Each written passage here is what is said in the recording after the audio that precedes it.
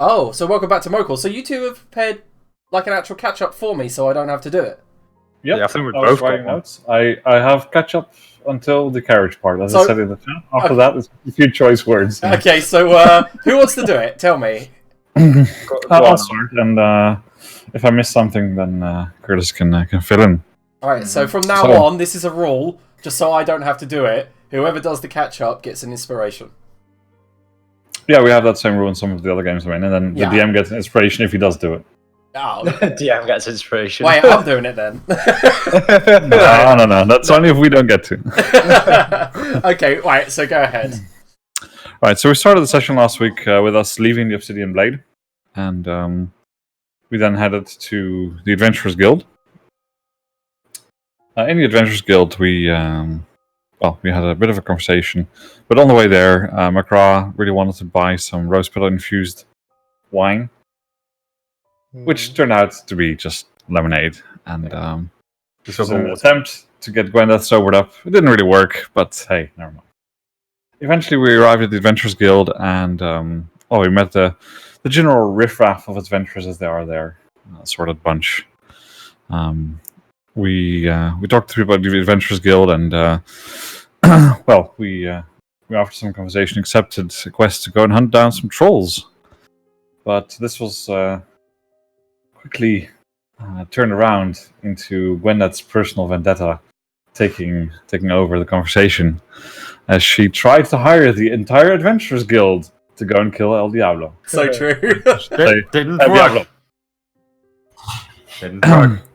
That did not work. However, we did make a new contact as a result. We met a half-elf dragon hunter called Farad Pearlheart, and he actually had some dragon slaying arrows available, which I believe we did not buy because, well, we're poor. Very expensive. Maybe if Macra would lose every money he gets, he'd be rich at this point. But I'm quite wealthy now. But I thought we weren't buying them because we weren't actually killing the dragon yet. So we'll save it. That was that as well. I mean, I would have shot them at the dragon if I had bought them.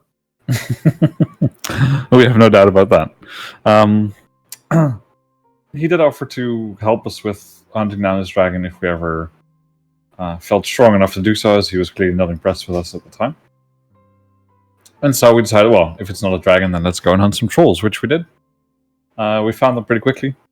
And after finding their trail, we also find a group of adventurers who had been basically torn asunder by these trolls. Some body parts had been torn off, eaten, presumably, and no longer to be seen.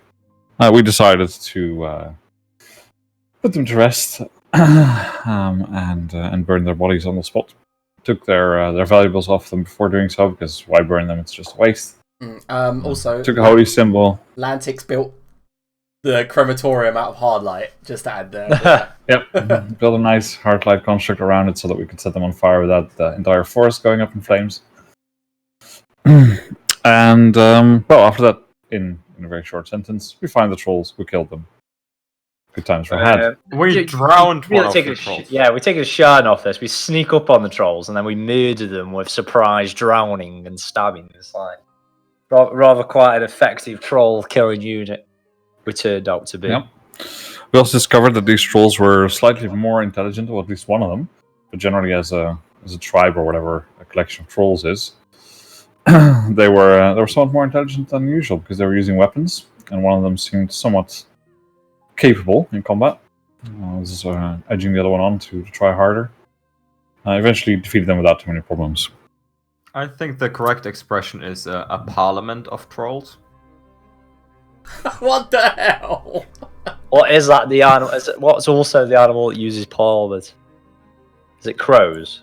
Owls. Owls are parliament of owls. I don't think owls and trolls are very comparable.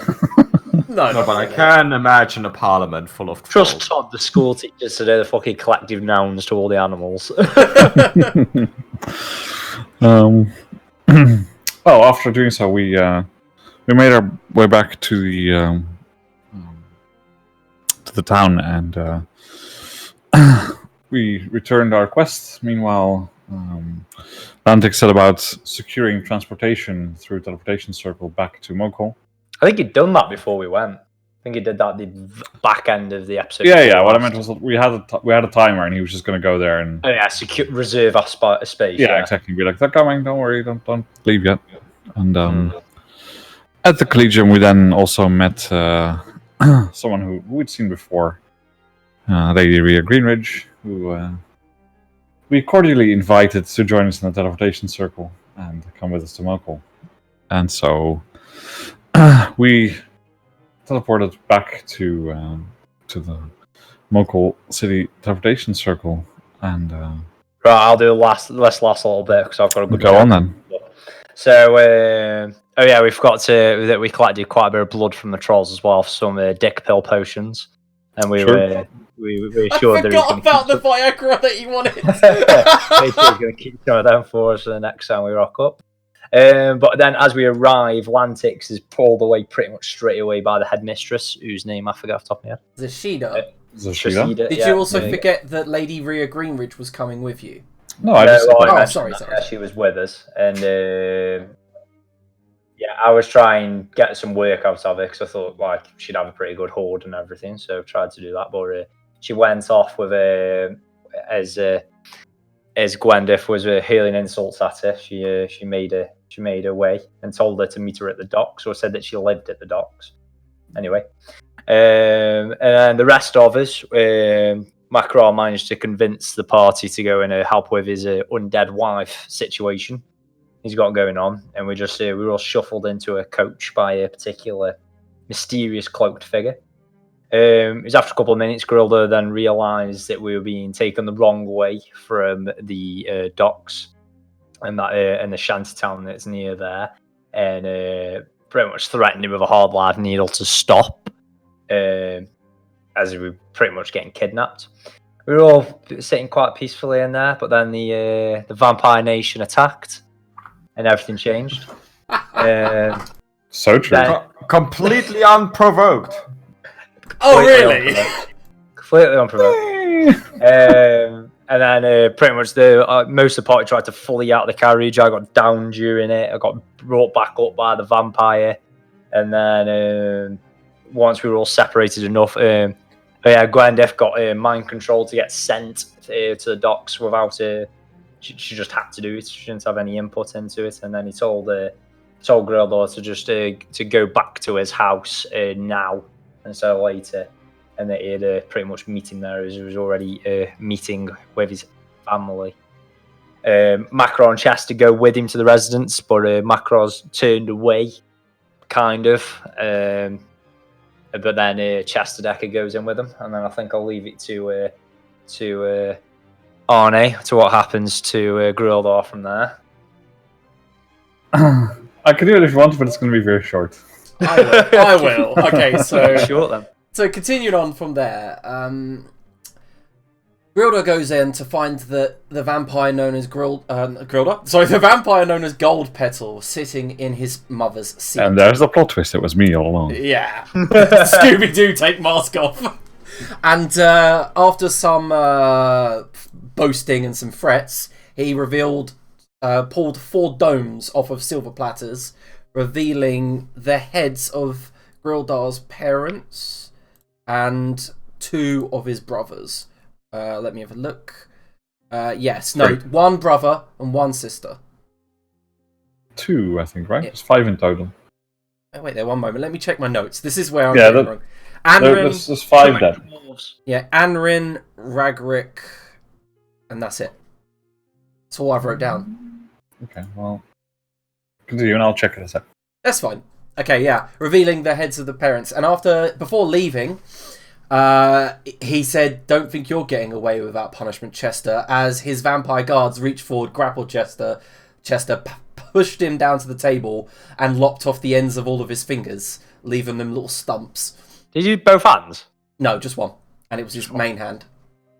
Tizrin's also gone. My strumming hand! My strumming hand! I mean, it's gonna feel like a stranger now, though, if you do it. So I think that's... You know, you take the good with the bad. Like a dwarf. Fucking hell. Like a dwarf. I mean, you could probably... He's got a lot of experience with dwarfs doing it, hasn't he? Yeah. And after that, I ended the scene just as they were exiting the door, not the mansion. So Gold Petal leaves with his 8 vampire guards filing behind him. Meanwhile, in the docks, Gwendef, charmed by Gold Petal, arrives to find a furbolg with pallid fur, like manky skin, and underneath the hood, I mentioned that she had a stave and a large crossbow, and she said, "Never mess with the Izardil," as a black streak sped across the skies towards her friends, the pirates, and as the black streak lowered from the clouds, it was obviously El Diablo, and and it breath weaponed all across the deck, and then moments later, as Gwendef looked on in horror, it exploded, sending splinters and shivers all across the dock. And Gwendef decided to go help, well, at least try to help, and she jumped in a rowboat and started rowing towards the ship. Makra, however, went home and found the place empty, but except for Aziza Kafel, her body has a few knife wounds on it, laying on the ground covered in blood. And that's when you heard something in the closet to your left, and your daughter come running out, looking confused, scared, and that's when something went whizzing past your head as it smashed the window and then went flying into the bedroom.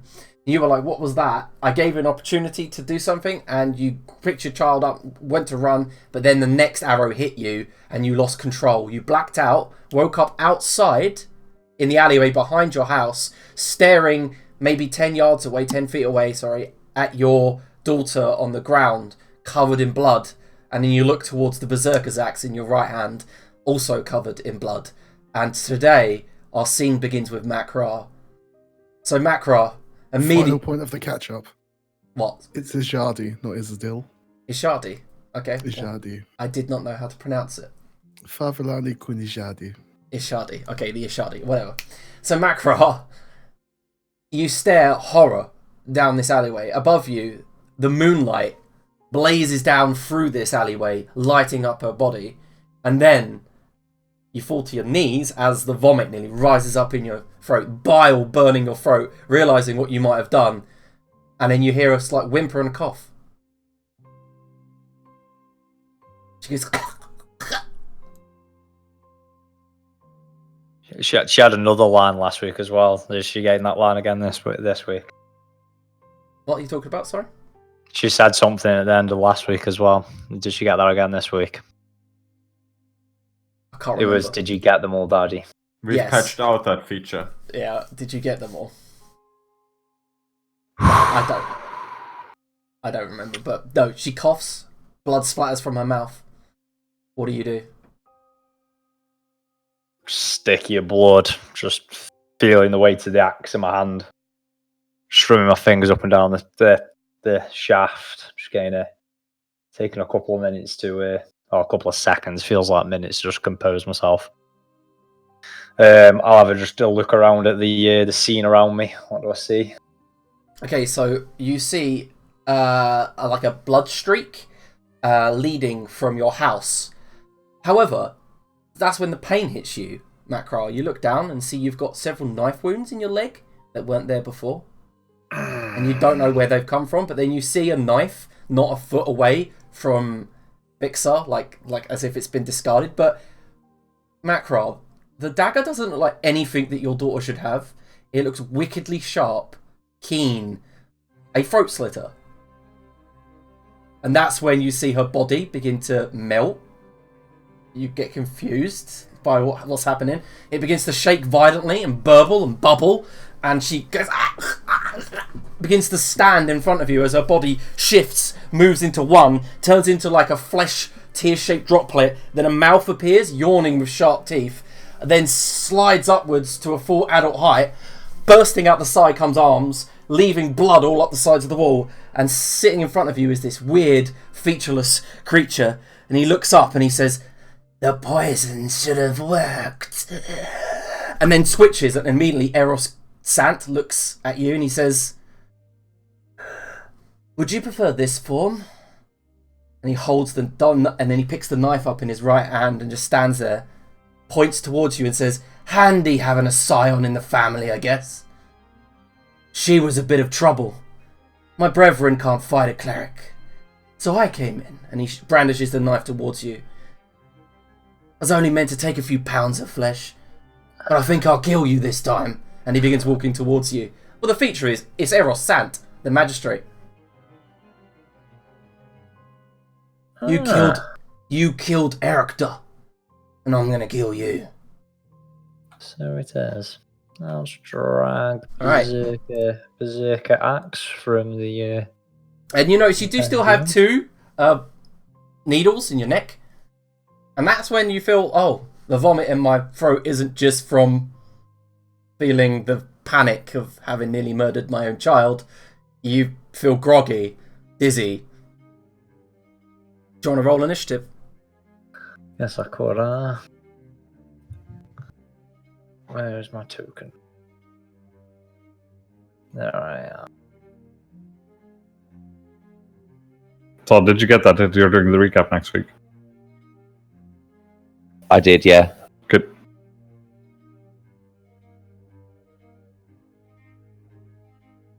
Okay, so first thing he does is wait. And then just says, backup should be coming any minute.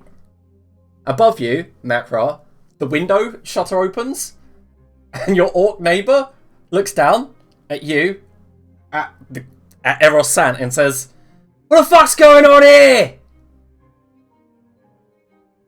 Right. Is that his go gone? Yeah, no, he looks like he's preparing for something. Yeah, spot a bother. Do with a hand, and then I'll fucking charge at him with axe, grow in proportional size. I've dragged the axe into my character sheet, and it's given me that, but it's not given me a stat block to attack with. It's meant to be a +2 weapon as well. Right, so let's just fucking roll a d20 and let's see how it goes. I'll roll 2 d20 actually. He's totally going to murder his neighbour at the same time when he berserks. Well, you So nearly that's finished with this guy off. 6 plus what's my unusual? 2, 7, and that's +2 on that, so that's 8, so 15. 15 is a... So, as you go to strike towards him with the axe, it cleaves down his chest, ripping through the other side.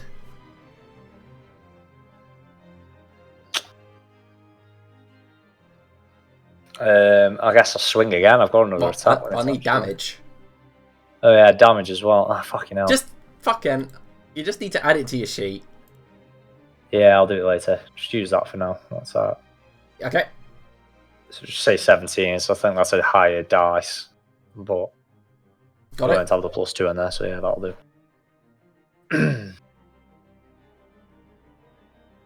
And then I'll swing again. Okie dokie. 25. Oh no, but yeah, 25. Oh yeah, no, 27. Attacking reckless with the shit out of him. Yep, okay, yeah, and you just cut through him again, leaving part of his body open that seems, you see, it's like stretchy flesh, almost like stringy, and that's when, as you rip the axe free, he moves, dashes away from you, disengaging, runs around the corner into your house. Okay, his go. And you can't really see what's happening, because of course he's run back into the house. And you can hear some like clattering as he's pushing furniture to the side. Makra, it's your turn.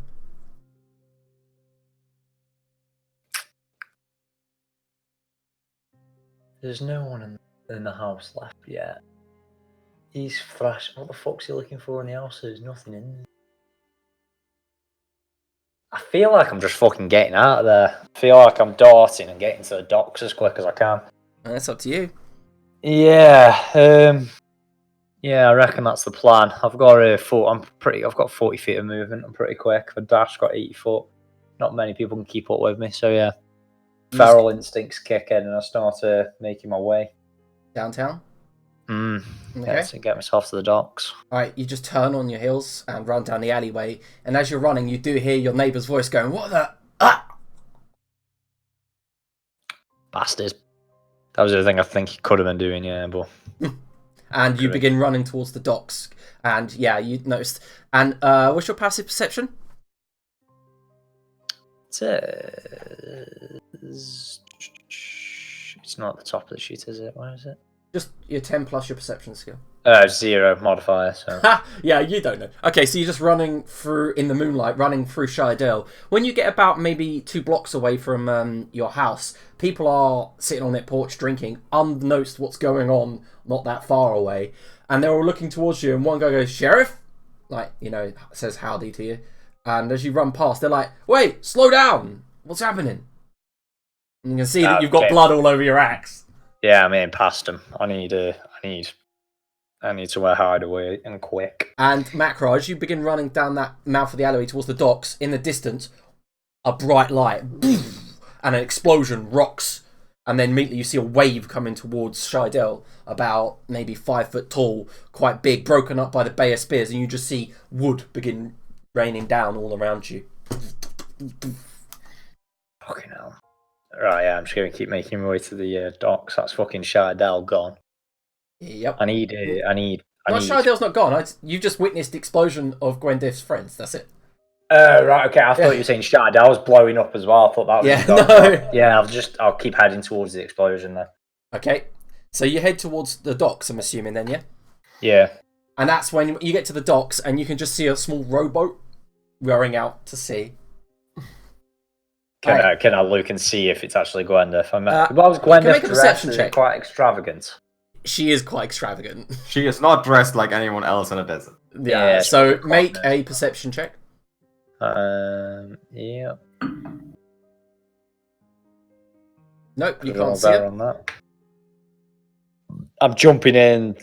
I'm probably going for it anyway, just to fucking... Yeah, I'm going commandeer it, I reckon. What, an exploding ship? No, the rowboat. I'm going to nick it and try to fuck off around the bay somewhere so I can get somewhere a bit, probably get down more down towards the market, down towards the seaport, to try and get away from fucking Shardell. Okay, you're going towards there. Fair enough. All right, so you begin... So jump in the water and go nick... I'm like, all right, I'm going to nick this rowboat. All right, we'll get to you in a second then. Gwendif, you are rowing towards the ruins of the ship. Fire sputtering and hissing in the waves, some 500, 600 feet out. You've made it about 300 feet when beneath you feel like a surge and the boat rocks awkwardly to the side to the left and you see a black streak swimming underneath your rowboat. A huge black streak. And then it does a figure of 8 and then dives deep out of view. Can dragons swim? They can now. In fact, black dragons is exactly what they tend to use. Blacks are aquatic, yeah. Yes. Yeah, they like swim. I'm gonna quickly. Such dragon hunter. I'm gonna roll a d4 to see if Gwendif knows this. On a 1, she does not know it. She knows it. She's a good dragon. I feel like you would know this, being that he is your eternal enemy. She don't misgender the dragon. She, sorry. Sorry. Sorry, misgender someone's dog. It's like, no, I couldn't give a fuck. Okay, so Gwendif, what He's a what are good you up boy. to? You do hear people shouting about 300 foot away. Well, I go where the people are shouting 300 feet. Right, okay, so you begin rowing, and behind you, you can hear some splashing. And about 100 feet behind you, there is Makra swimming towards you at the speeds that he shouldn't be able to swim. Makra, did you come to help my pirates? I can't hear at this point. No, I'm too busy. I'm splashing. Just massive paws. Just yeah, SpongeBob movie. Gwendif briefly considers, but there's this insane bugbear swimming towards her. She just keeps paddling. Can you both make athletics checks to see if Macron can catch I'm up? basically the Hoff out of fucking SpongeBob movie at this point. Just... Mind you, very impressed by his, athletics now. Yeah. Okay. So. How do I turn that double fucking advantage I've got going on here? It's not on there. Settings. Yeah, okay, wow. So he's catching up Gwendif, and within about 200 feet of the exploded ship, Macro, you managed to grab onto the rowboat. I pull myself up and like Assassin's Creed style, grab the person who's in the boat and drag him into the water. I guess I'll just grab Gwendif's fucking, what are you front two of doing? her armour.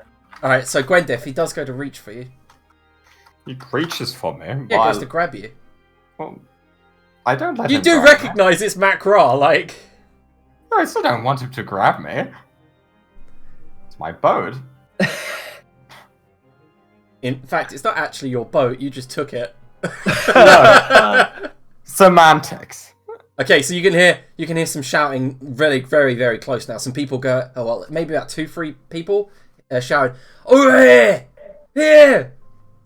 Good thing you're here, Macra. We're saving the pirates.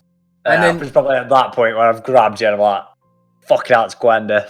What are the fucking chances? And I give him the 2 paddles so he can now do the paddling. Because Yeah, and I'm it's like, much- the fuck's happened? I'm sort Um, of paddling out of instinct. that dragon you guys didn't want to fight went and killed my friends. And at that moment, there's another black shadow underneath you. Surge in the water. You Got know it. what you did. I shouted at the shadow. Okay, then you can actually hear Wave Cleaver, the pirate captain, at this moment, Gwendef. Even though it's pitch dark, you've got the bright moonlight and your dark vision. You hear, "Yarr! Gwendef, is that you? I'm on here. I'm on this flotsam. Come!" And at that moment, there's a surge underneath, and he goes, "There's something in the water, lads!" And he's kind of looking around, trying to like scrabble up onto what looks like a sinking part of the ship that's still intact, and he's kind of holding onto it, and you just see this black shadow circling. Pretend remains you're of the not ship. friends with me. She kills my friends. What? Be rude to me, insult me. Get over here, you bitch! Come rescue me! Like they hurt a bit. And for reasons unknown to you, Gwendef, El Diablo sinks deeper. And then you see the shadow go out to sea. Shit, I can't believe the bitch thing works. Call me bitch some more while we rescue you. What is going... He's like, yo, what is going on here? Right, do I definitely see the black shadow leave? Yeah. Right, okay, then I'll paddle to fucking Wave Cleaver. If the black red shadow is sticking around, I was just fucking leaving these cunts to Okay, so drown. as you approach Wave Cleaver, you see that he's got like a thick shard of wood that is embedded deep in his ribs on the right side. And he's kind of like looking like he's bleeding a lot down the side of his torso. And he just says, "It came out of nowhere." You're a fucking tough bastard, you are. And drag him out of the water. Okay, and you drag him out of the water. He's like, "Ah, ah." And you look around and you don't see the other 2 pirates that he had that were yelling. In fact, it's gone rather quiet. As he sits in the ship, he goes, "Oh, they were there. They were with me." The fucking shadows had a feed. Come on, we're getting fucking out of here. And that's when- paddling. About 200 feet out in the moonlight, you see a shadow and a surge of the water. These black fins down the back of the dragon protrude out of the water, and it begins racing towards your rowboat. Right. I shoot at the dragon. All right, so the pirate is going to start rowing as well as you, Macro, if you want to roll athletics. No, I'll keep paddling. And I'm like, fucking right at 3. Oh, Fucking shit. jump. So just before it fucking attacks us, basically disengage, fucking jump out of the way. Are you Get not in the rowing water. then? I'm rowing up until it's getting All right, like so make me an athletics check. 30 foot away from us, and I'm getting the fuck out.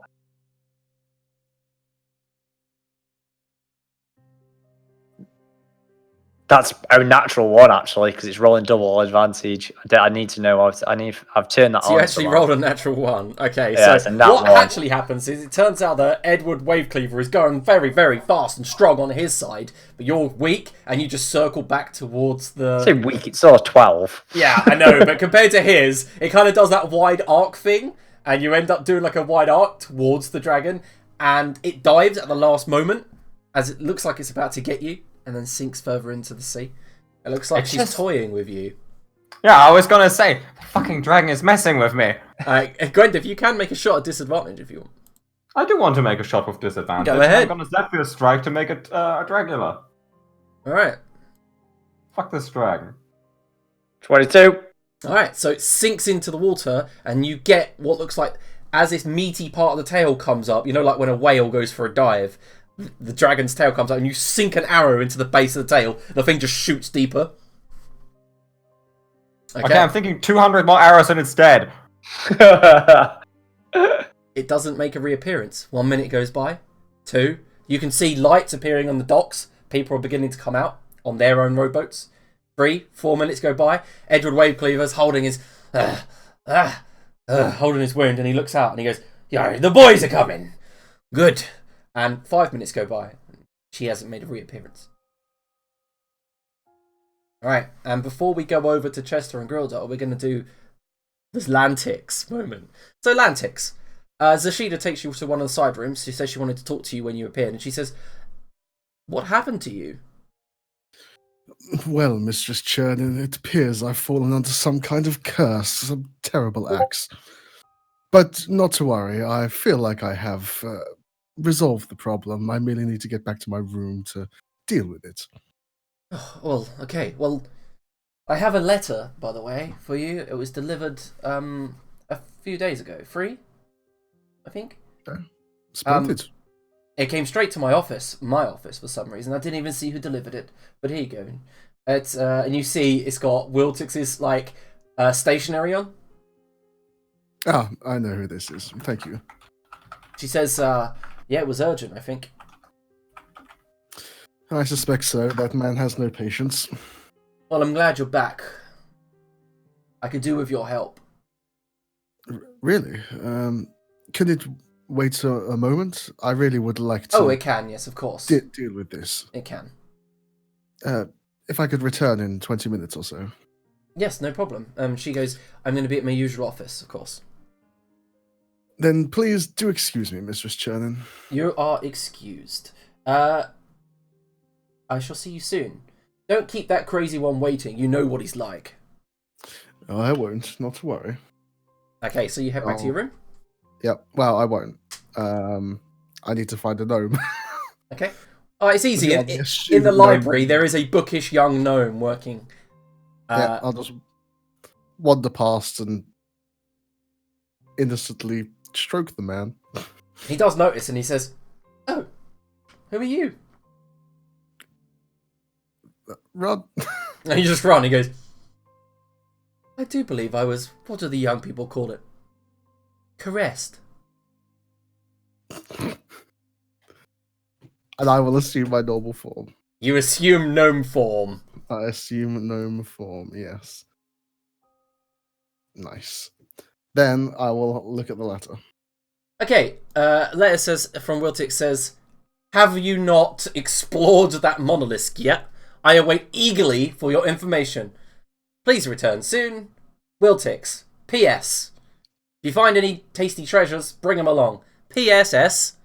Just bring some treasure along. P.S.S.S.S. Something shiny." Okay.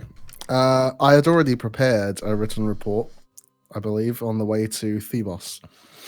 Or Yes. Thebo. Is there mail in Mokhul City? Kind of. It's polite to deliver it yourself, but you can get a slave to take it. Alright, where are the slaves located? In the library at this late? Nowhere. Cool.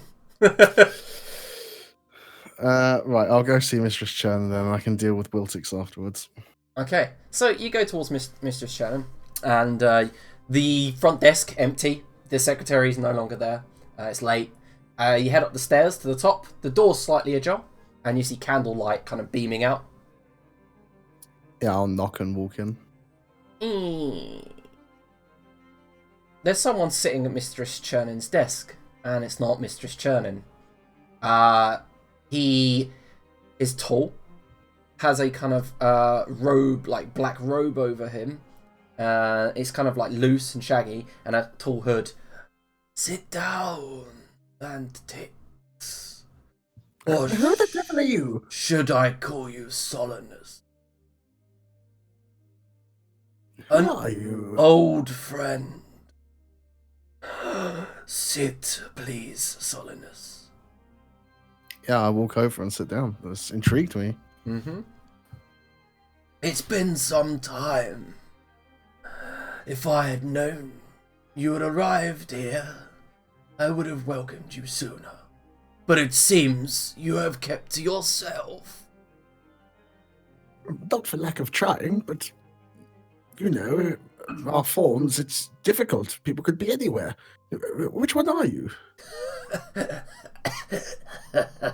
And you see him smile through the hood, and you see these stark white teeth and these fangs protruding from where his canine should be. He pulls back his hood and shreds the robe. This man is thin and lanky and dressed in blood-red robes with a golden girdle keeping the attire together. His bald head is gnarled and knobbly like the bark of an ancient oak, and his skin is the same colour of said oak. Prominent brows frame a hollow skeletal face where shadows hide in the recesses of his high cheekbones. Ice blue eyes, like chips of frozen deep sea, regard you with no mercy. That's an interesting form you've taken. I haven't seen that one yet. Where did you encounter such a thing? It was a long time ago. Solanus. Okay, so can you make me just a general intellect check to see if you... Or insight, actually, to see if you actually recognise him. I am proficient. Oh, it's not bad. Okay, there's something so stupidly familiar about him, Lantic. Something so familiar, and you can't quite grip it. Like, he looks so like one of your old friends, but that's impossible. Nothing's impossible, Liam. Well, no, you...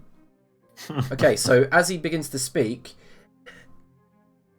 it doesn't matter if we are friends or not, or once were.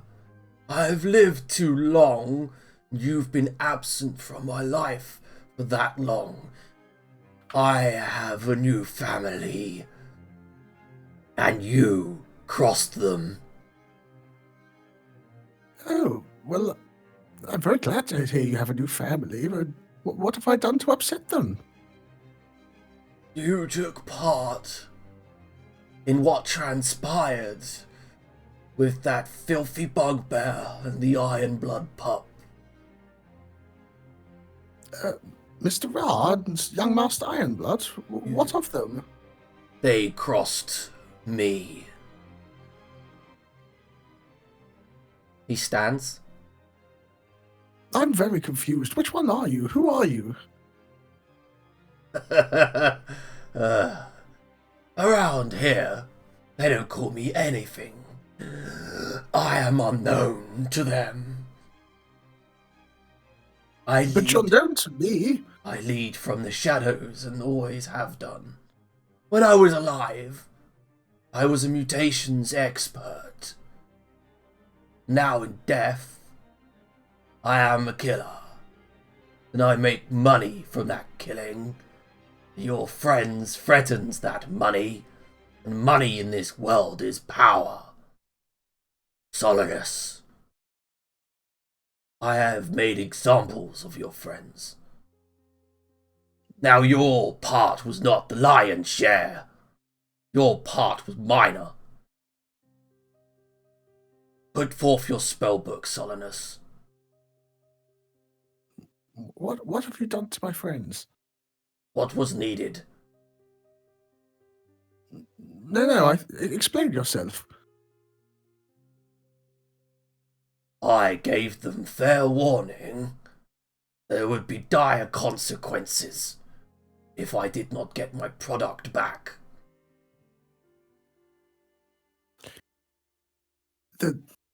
Those drugs. You're after the drugs? I made that clear. Haze is not just a drug, Solanus. It's everything. Well, yes, we're doing experiments on it downstairs at university. There could be many properties to it. The Fey Father will be displeased. And his displeasure is this world's displeasure. Who is this Fey Father you speak of? He smiles. And that's when you remember him and you see the ethereal skeletal wings protrude out his back. Almost invisible, but you see their outlines. This man, when you knew him, was an Asimar. Mm-hmm. Yeah, I can't actually remember his name, though. My name does not matter. No, So we find out Liam has also forgotten his name. No, Havorta what is his name? Yep. This is what you get when you click random sci-fi name. Nice. Hand over your spellbook, Lantix. Or Solinus. Knowledge was always your thing, so it only feels like a fitting punishment. Knowledge used to be all our things. Have you forgotten that? Not mine. I landed here 800 years ago. You were lucky. I was not. Define lucky. I've lost everything. I'm stuck on this barren world. You should make best with what you've got like I did. It's what I'm attempting to do. I would have liked this to have been a happier reunion, but you don't seem to be making a very good job of it. I gave everything for you. For Lipnia, Kiblar, Skya, Glitch, Bolt, Solstice. You have no idea what I did for all of you. Then enlighten me. No.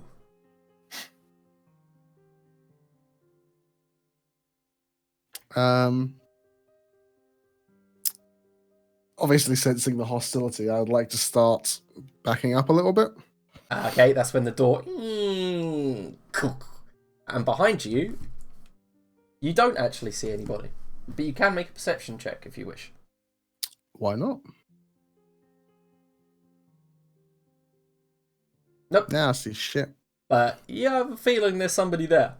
But you can't see them. Okay. Not really knowing what's going on other than things don't seem to be great and this guy is not my friend anymore. I would like to cast invisibility. Alright, so you begin to cast. Mm-hmm. And you turn invisibility and you notice one thing. He sniffs the air.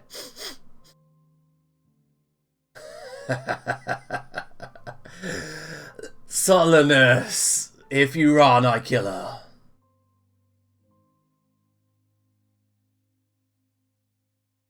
Kill who? Tashida. She served me well before. But she doesn't mean that much to me.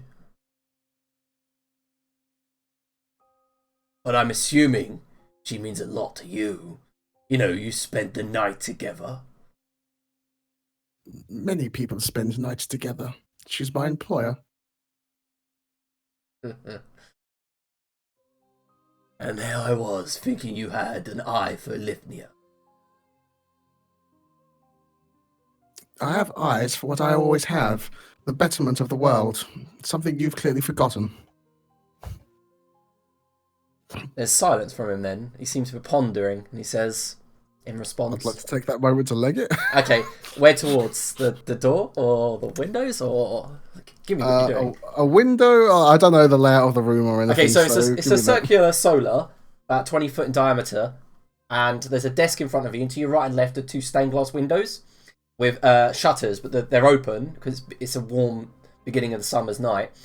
And there's a door behind you, a big oak door that's closed.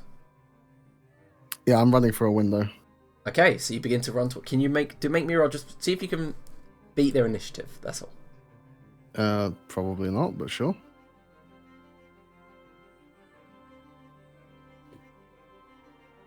NPC. Nope. Wow. Wow, two natural ones in a row. I love it. Well, you never know. Let's see what he does. I mean, not roll a one, I assume. Oh, that's meant to be the GM, but yeah. All right. So as you begin to run towards the window, someone does try to grapple you. Can you make an athletics check, please? Certainly.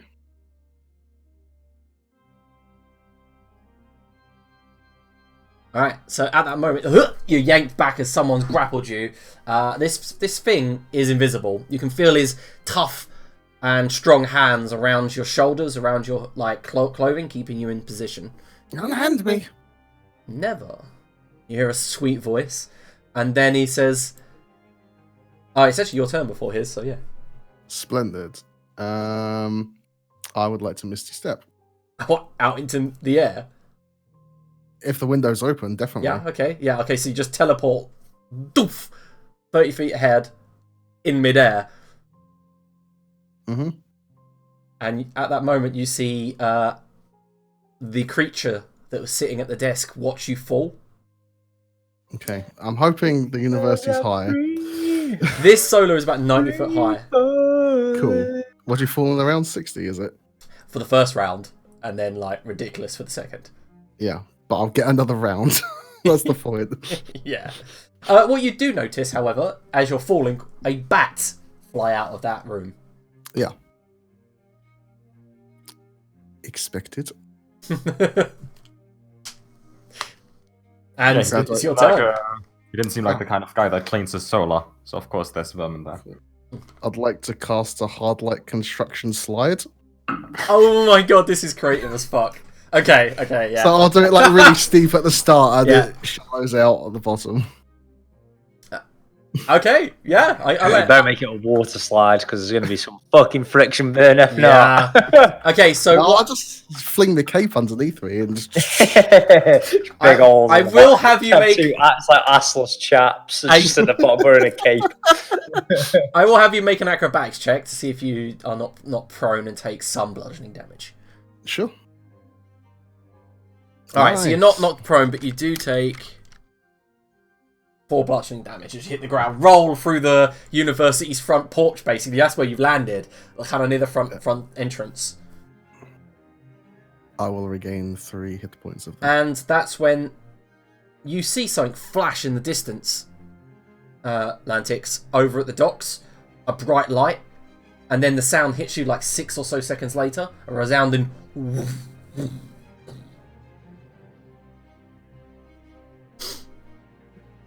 Everything's going wrong! So I shoot off the end of the slide. Yep. Did I notice him like sniffing the air and stuff? Yep. Then yeah, if I get another turn, Yeah, you don't I seem to will- be... Don't see anyone chasing you. I will cast invisibility again at the 3rd level because I only have that slot, and I will run towards the Spice Merchants Guild. Salim Bakan. Well, not him particularly, Just just the the Spice Merchants Guild because it stinks and it will mask my smell. That's very intelligent and astute of you. Well, Okay. that's why I have 20 intelligence. Yes, okay, so as you are running, we'll move over to Chester and Grildar sitting in his family's dining area. Chester hissing through his teeth while holding his right hand. Oh, you fucking cut me.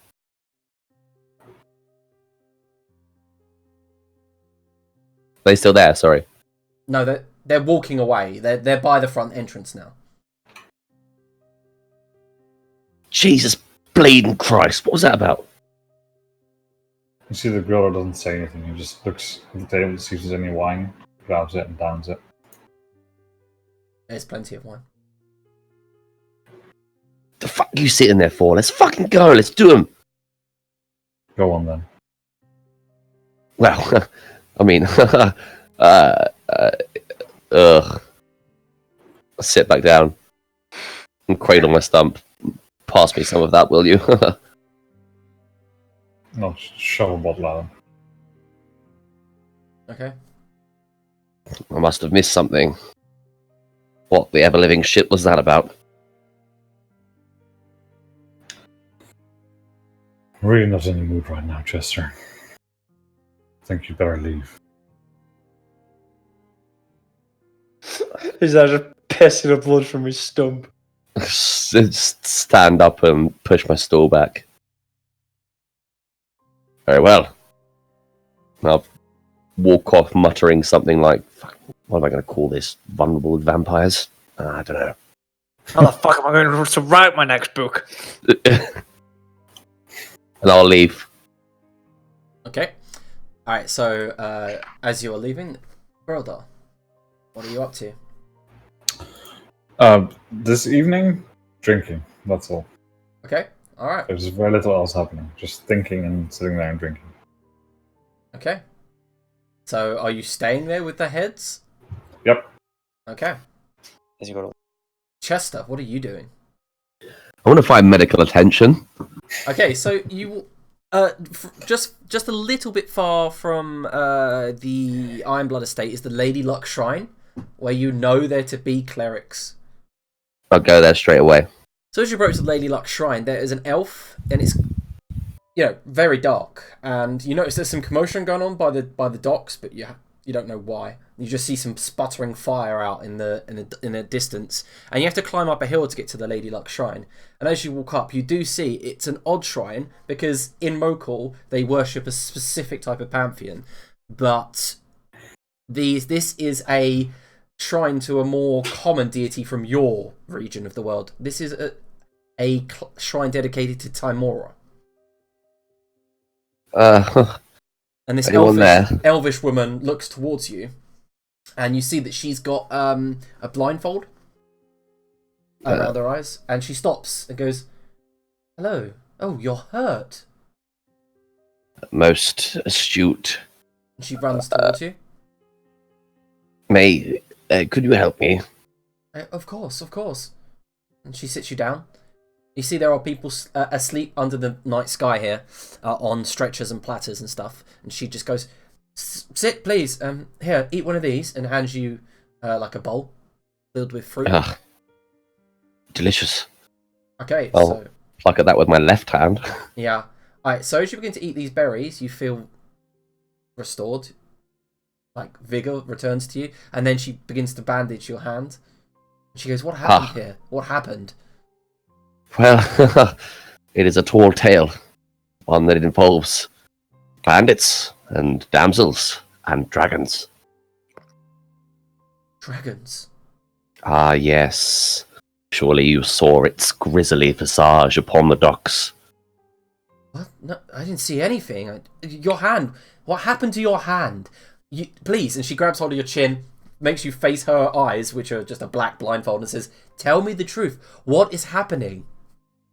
It was taken by the dragon El Diablo.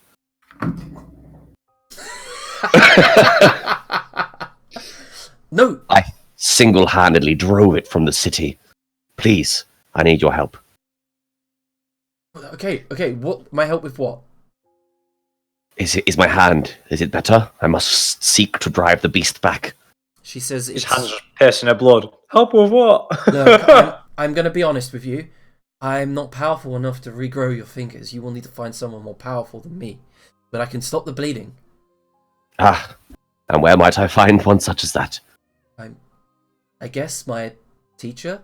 My master. Excellent. She's unavailable at the moment. I'm sorry. She's at the God King's right hand. But I can then that is where I shall go. No, I know them after all. please. I've already gone. Are you I'm telling walking me? away. Are you and by the way, as you're walking past, make a perception check. Sure. Make all these like people that are being healed and stuff like that.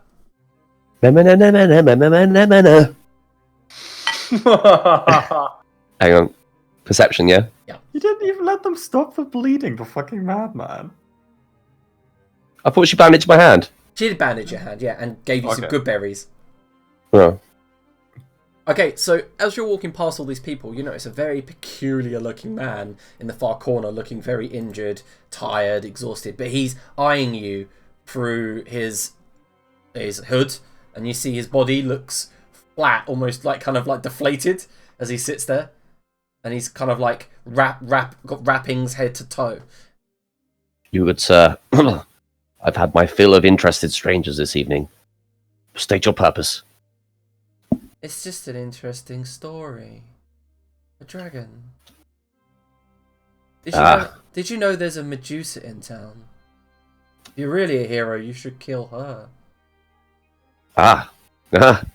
And where could I find one such as that? Not that I'm not a little busy right now, of course. A very creepy smile crosses this guy's face, although he doesn't seem to be moving the rest of his body. The Bastet's blade. Only a twat would fall to a Medusa. I shall take care of it once I am better. He nods and there's a slight clack. Yes, only a fool would rush in and die at the hands of one of those.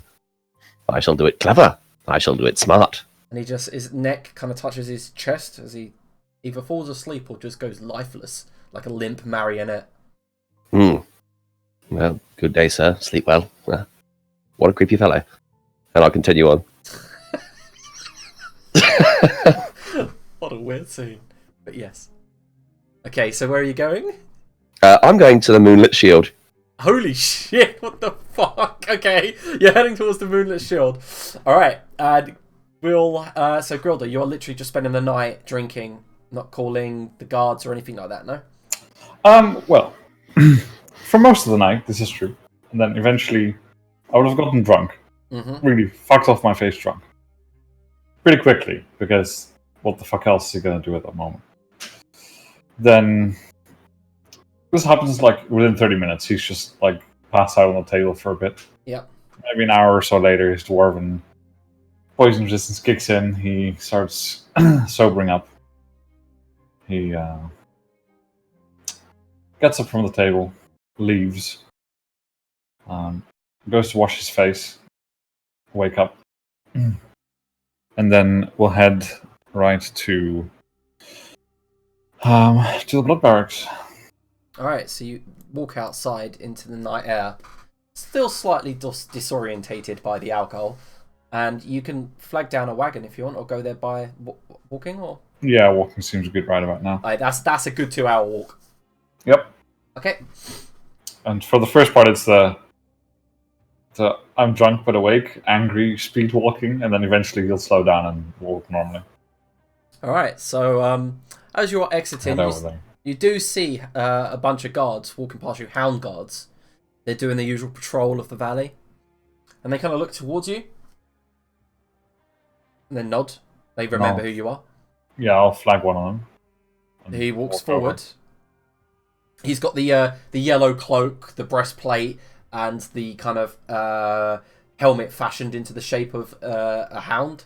And then he just takes it off, holds it underneath his arm with a spear in the left hand. Ah, Grilda, sir. Pleasure to see you going for a morning stroll. Yeah, fuck the formalities today. Oh, apologies. You lot have failed your work in the most miserable way. Half my family is dead and none of you were around to even do anything about it. Sorry, excuse me, what? Yeah, you heard me. Go and report it. He looks towards the men and they all look absolutely bewildered. Of course, sir. Right this moment. And he runs towards the nearest guard tower, which is just to the north. You see they're all rushing while holding their girdles as they run and clattering in their mail. And then you hear, maybe a couple of minutes later, bells going off at the watchtower. Yeah, I'll just keep walking towards the blood barracks at this point. Yeah, and then bells go off at more watchtowers, and they're just ringing all over. Atlantics, who's running towards the Spice Town, you hear some guards shouting above you in one of the watchtowers, and then these loud bells go ding, ding, ding, ding, ding, ding, just echoing across the city. And you do manage to make it to the market and to the gardens of the Spice Guild. Cool. I don't have much of a plan further than that. That's okay. It was the rest of the plan is hopefully not get stabbed. Yeah, okay, so you make it to the Spice Tower. That's what it's called. Yep. Located in the Eastern District of the main marketplace, facing the opulent temples of the Saturn Empire. Yep. Yes. Mm-hmm. The building itself is less a tower, but named thusly due to its towering size over the market. Yeah. It's... Oh, the first room would be open. You wanted to head in. The first floor is dedicated to relaxation, and it's a common room. Well known to be open into early hours and stuff. Mm-hmm. Yeah, that'll do. I'll go in.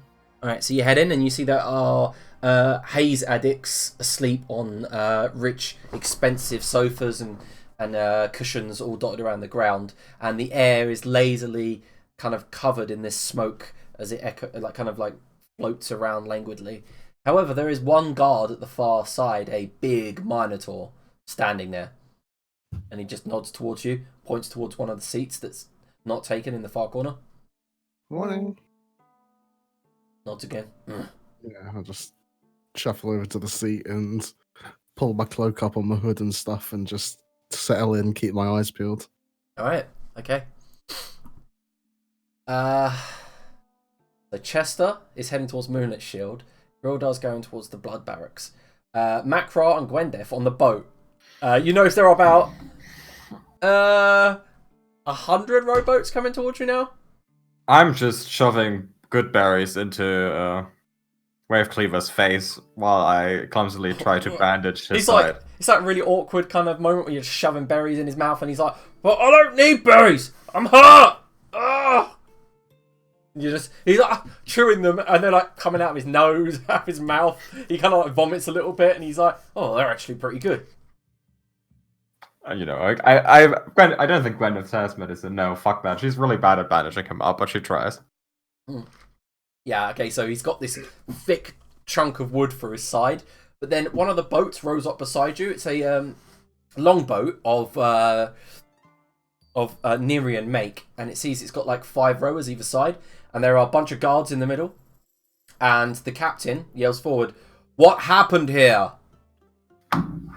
I'm going to nick 2 of the good berries just to stitch up these fucking wounds I've got on my leg. El Diablo! He says, "There was an explosion. Are you a Million Islander?" And that's when Wave Cleaver puts his hand up and says, "My crew was... It was attacked by a dragon." And they all kind of look at one another. The most dastardly dragon on the entire earth. "Come over here." And they like throw a rope towards your boat and say, "Get on board." Well, I do get on board. I stole that boat. You should bring that boat. I stole it and we need to bring it back. Yeah, I'll tie the rowboat to the dead boat. And what you see is these other rowboats beside you, smaller ships, begin heading towards the wreckage. And they're just surrounding the seas looking for survivors. So you guys begin to head back to dock. And I explained to the guards everything I know about El Diablo. They're listening, because you see that the captain is intently listening. And he's got parchment out and quill, and is actually writing down everything you're saying. I leave out the part where I actually met her and came back with her, but I do tell them that I know it's Lady Fucker Face. And that I know she lives somewhere at the docks, and if they go to kill her, I'll come with them and shoot that dragon dead 1,000 times over. He nods every time you're speaking about it. So they'll have to give me more arrows because I didn't bring 1,000 arrows. They're just scratching. He's just scratching. He goes, So this was a dragon. And, "Yar, of course it was a dragon. All my crew are dead." And he says, okay. And he just seems to be really formal as he's writing stuff down. And what about you? And he looks towards Macra. Wait, Word. ain't you the Shiredale... aren't you the Shiredale sheriff? I know you. Used to be. Huh. Okay. He begins writing down again. And, like, there was a bugbear, not him, a different one. She had a staff, and she is also evil. She is in on it, and there's vampires. Vampires. Okay, this is a new development, and he begins writing down more. They must be in cahoots with the dragons, because the vampires told me to the docks, and then the bugbear told me to watch the seas, and then the dragons swooped in and killed everything. So I think it's literally going to get locked up in a insane asylum. Yeah, can you roll a persuasion check? It's not deception, obviously, because you're actually telling the truth, but...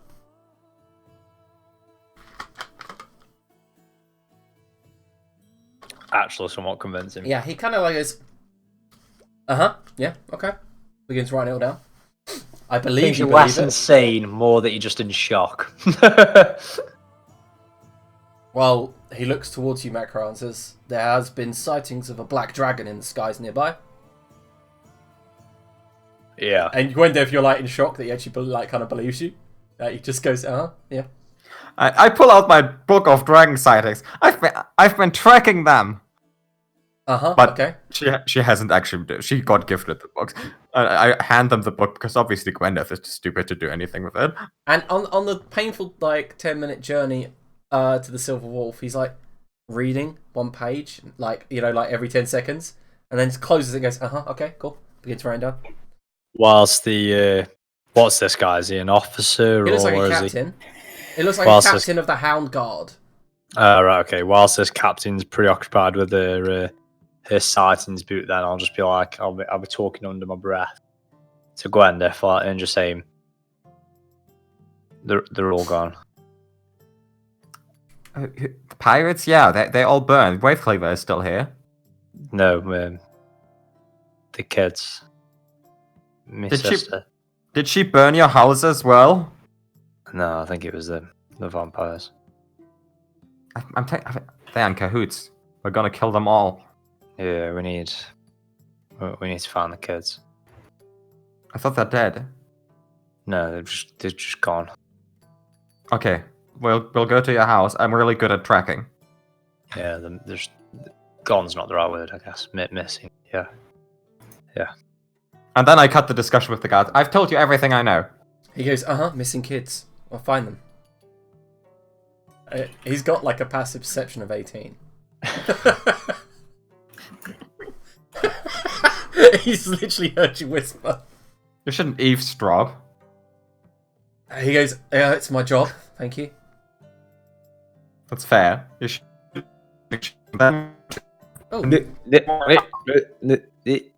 Oh, Adrian got some lag. I think everyone did. Arnie's froze and Mark has. I think it's me and you are in. We are the survivors. Yeah, we are the survivors. I guess we should. That was weird. I've never had it. It was just two of us that are still going. I guess we should restart the call. Yeah.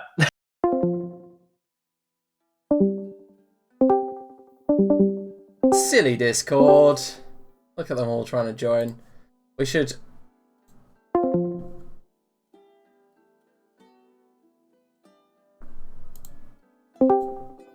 We're back.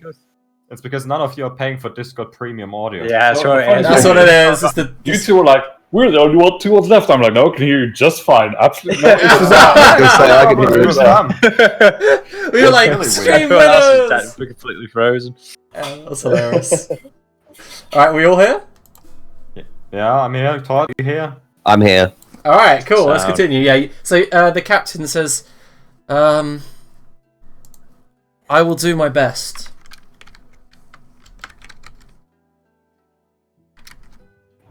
Your best for what?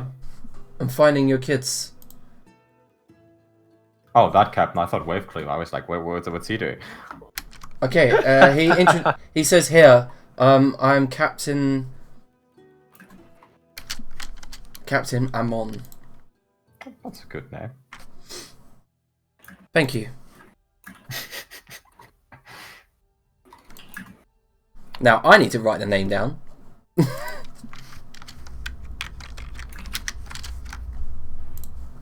Alright, so Captain Mon takes you back to the Silver Wharf.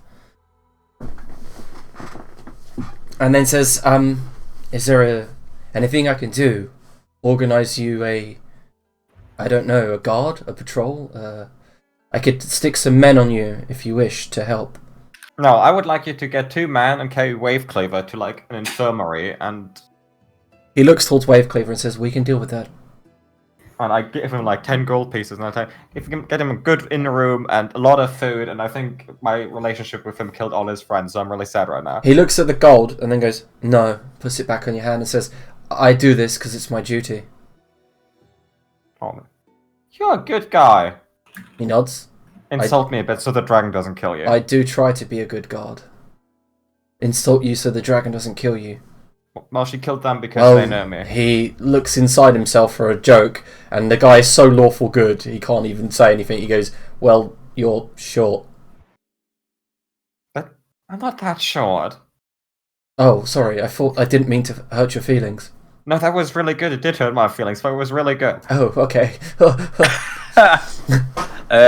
Macro's not laughing, he's very sullen, and he's blanking everyone, and he just looks at Gwendeth as he starts walking away. I'm going with the furry guy. Okay. Alright. So you guys begin heading where? Back to Shardell. Alright, so you have to take a boat over into the market square and down. Mm-hmm. Okay. So you head up into Avbu Avenue. Can I take all the time we sat on a boat waiting as a short rest? You guys can have a short rest, yeah. Because I am nearly dead and I don't want to Yeah, I'm fight also vampires. very nearly dead. Yep. And what about you, Lantix? Are you spending the entire night at the Spice Tower? Probably not. I suspect after like an hour or two, and I feel like no one's chasing me at that point.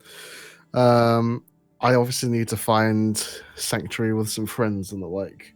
I unfortunately have no idea of knowing where they are, though. Oh, So I'll probably go to the Iron Blood residence. oh dear. Okay, you begin heading towards the Ironblood residence. Yeah. Oh, that's gonna be good. Right, so I feel like the first person to reach their destination is going to be Chester. Okay, so Chester, to get to the Moonlit Shield, you need to go through the House of Answers. Or head round and in through the main gate, which you know you're going to get no chance in. Really. Is Chester there? For fuck's sake. But is it because I started the call and it's relying on my... I've got a good internet connection at the moment, though. Shall...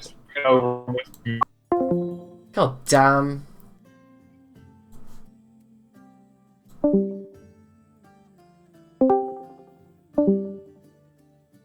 We need to restart the call.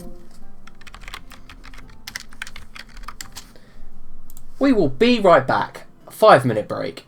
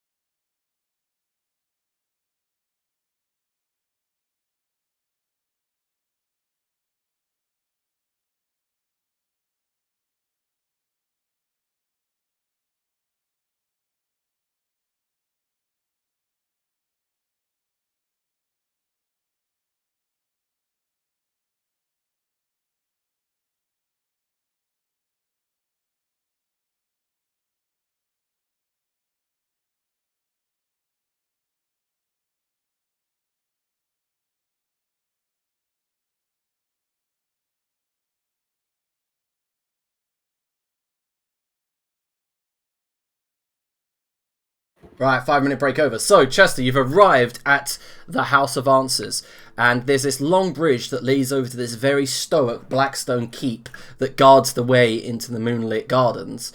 As you approach, you see these guards form like kind of a conical line from you, like an arrow, leading to the gates. I mean, they've all got like what was the name I call? It's like animal mask. Is it anamorphic? The term I'm looking for? I'm not sure.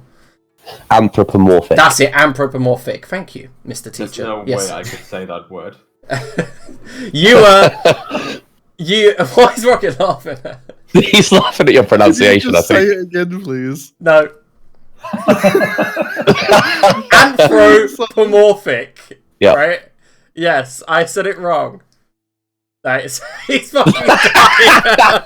It's like that time I was in the middle of a monologue and I called foliage, and everyone just lost their shit.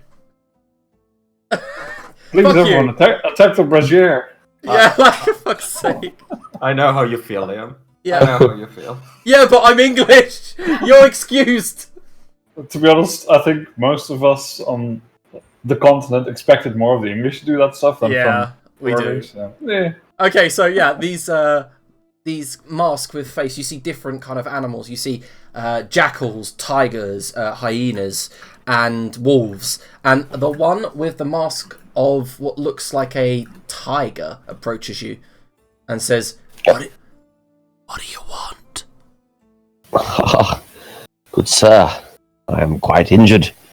I have been sent here by the powerful healers at the Lady Luck Shrine. They say that their master is akin with the God King himself, and that I should seek her aid. Turn around. You wouldn't turn away a good friend of the God King himself, would you? They all draw Yeah, we weapons. champion. Oh dear. What should I call this one, perhaps? Barnyard frolics? No, too much. Very well, very well. Is there any way I can persuade you? They just stare at you, and you can't even tell if they're actually noticing you because of the masks. Arena champion, master author. Oh, Quite you famous. say arena champion. Can you roll a persuasion check, sir? Yeah, I fucking can. Come on, +9, don't let me down. Unless I got a minus for that as well. Being a stunted freak. No, you don't. I mean, it's less believable that you're It's a shit. champion with half your hand missing. No. And they all just kind of, like, with short swords drawn, just point towards the market district. You know, there's another way to the Moonlit Shield. You just have to cross a river.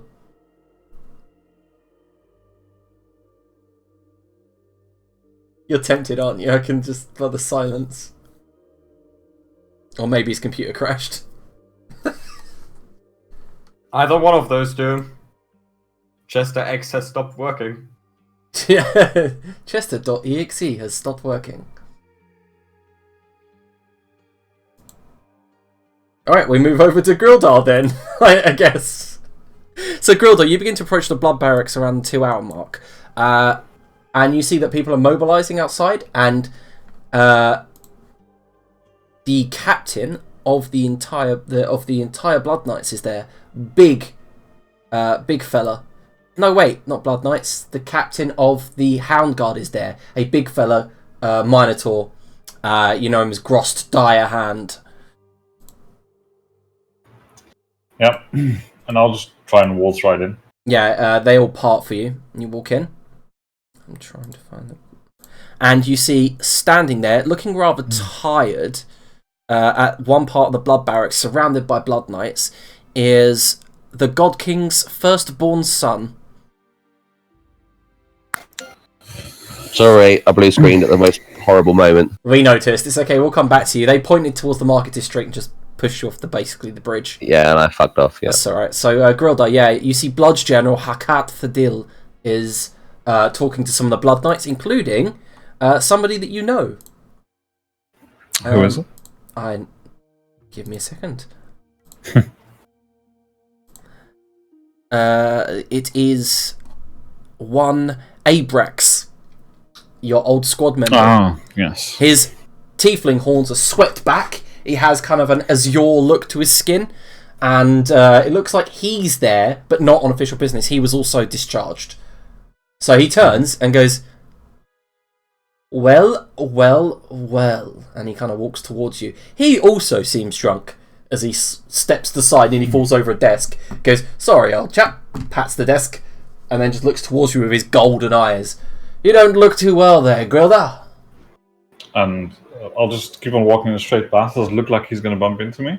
No, he's just standing to the side. Okay. I'll just walk straight up to the to the God King's son. So as you're walking there, of course, it's the God King's son. He's got personal guards, and they just manifest out of the shadows. And one of them leans, and you see he's got a black mask with just ovals for his eyes, and muffled behind the black mask you hear, "What do you want, Mr. Ironblood?" For you to move out of the way, I need to talk to him. One moment. And he walks up to the Blood General, who's perusing a map, and he puts it down. And the Blood General is a man of his late 50s. Recently, he's taken to shaving off his receding hair, so he's completely bald. He's very dark-skinned, almond eyes, a very soft-looking feature. He definitely takes after his mother rather than his father. Not that anyone knows what the God King looks like in the last 50 years, but his mother's very kind of a gentle woman. He's got those gentle features, except for the huge beard that protrudes out and is plaited down to a single plait, covered with bones and beads as it travels down his armour. And he's got quite a belly in his later years, the Blood General, but he looks towards and goes, if it isn't Mr. Ironblood, it's been some time. Come on ahead. I'll walk up to him. And he shakes his man to the side and left, and then says, take a seat. And takes a seat himself on a stool, not like the big throne that's been sat there for him. Puts one hand on his knees, and kind of, like awkward bit where his sword scabbard is getting in the way of him sitting, and he just kind of takes it off and puts it on the desk. Yeah, I'll stand because that means I'm maybe a little bit higher than him. Yeah, he's 6'4", so yeah, exactly. So maybe sitting down, we're kind of the same height. Yeah. And Gilda, you do not look too well. What has happened? Have you heard, or has news been slow?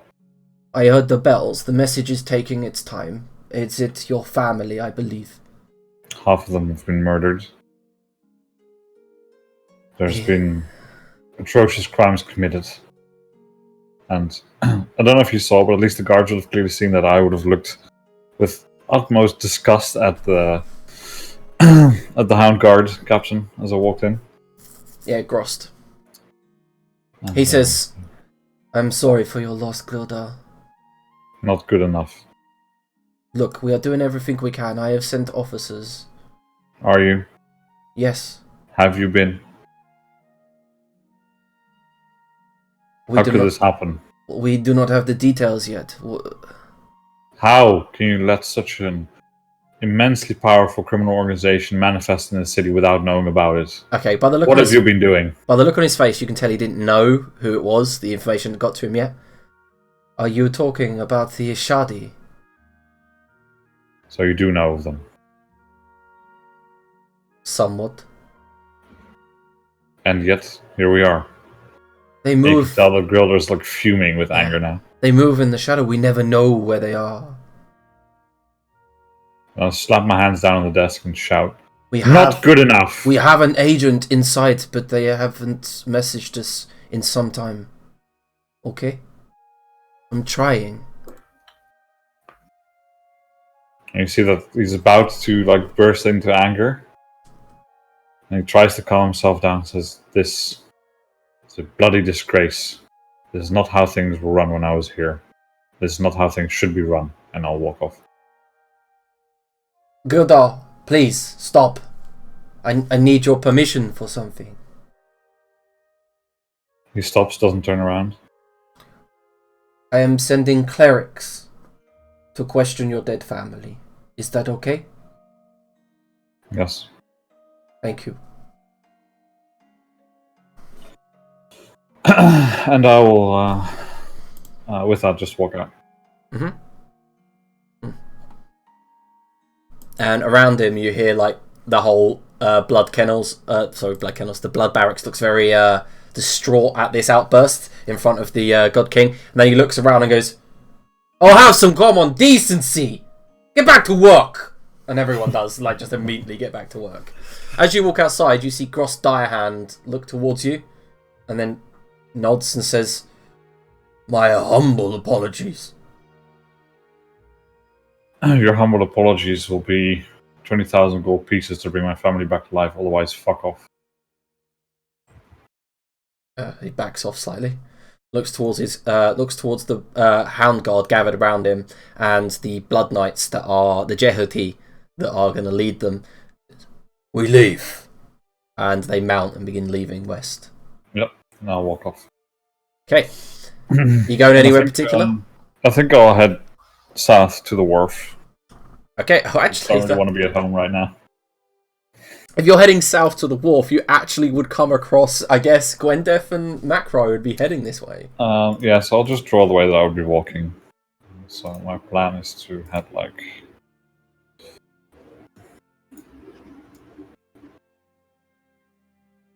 that way, and then just follow the... I know, in case you wouldn't follow the beach. Yeah, okay, so Macra and Gwendef, you were heading back to Shidell. Gwendef? Macra? I'm just following the angry bugbear. Alright, so I did agree, but I was muted. Yeah, I'm just heading back to my house, basically. You're just an angry bag of fur and an angry midget. Bend on revenge. Alright, so Chester, what about you?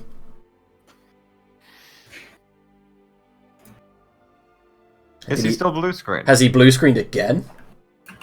No, I just don't think he's unmuted himself. It's like it finally gets optimistic. Finally gets to his turn and he's not there. The recap next week's going to be glorious. Messed up the fucking episode. I'm here, you little snakes. It took me ages to unmute it. Hello, friend. So Chester, what are you doing? I mean, it is hard to unmute yourself with your fingertips missing, right? Exactly. Just doing it with stubs. Well, my immediate pressing concern is to return myself to my former glory, my former bardic glory, but I appear to have been denied that, so I'm going to re-strategize in the local tavern, preferably one that's busy. Okay, so the nearest tavern to you, sir, would either be across the water to the Fresh Flask, or along to the Knife and Hound. How packed is it? Well, you wouldn't be able to see from where you are presently. I'm going to check them out. Which one are you going to first? The Fresh Flask. That is perfect, because as you were waiting at the dock to cross the river, Macra and Gwendef dock. Ah, my fellow friends. Chester, we're gonna go avenge people. Come with us. Ah, I could do with some avenging right now. And Behold. Yes. I'll hold up my hand. Yep. Fucking hell. It appears we have all had a troublesome evening. Was it the bugbear, the dragon, or the vampires that did that? I do believe they were the sanguinal persuasion. The vampires, of course. Thank you, I needed that. Who the fuck is Sanguil? Sanguinal, like blood. Who the fuck are they? Sanguine, blood. Sanguine. Okay, we know you're English. Don't do But that. of course. What about you? Dragon, I presume. Who the fuck are they? Who are the vampires? Ah, I feel to get a more in-depth explanation, we must return to the Grildar estate, where they presently murdered most of the family. Murdered? Yes, indeed. I was too late, sadly, to strike down my vengeance. And in my haste to attack in a blood-filled rage, they took my hand. They're one of the most powerful... they're the most powerful family in the city, aren't they? It does put things into perspective, doesn't it? Poor Grilda must be devastated. I know how he feels. He is, to use the phrase, inconsolable. But I fear with all of us there, he may return to his senses, and we may begin to come up with several stratagem. Of course, none of it will be used in my latest works. We're finding my kids first. Are you going to be all right with your hand? Yes, I believe so. I've suffered worse fates before. Go on, then. Perhaps we should regroup. We'll go and find my kids. I understand your pressing needs, sir, but... I'm going with the angry furball. You just go grab Grilda and we can meet at Makra's house.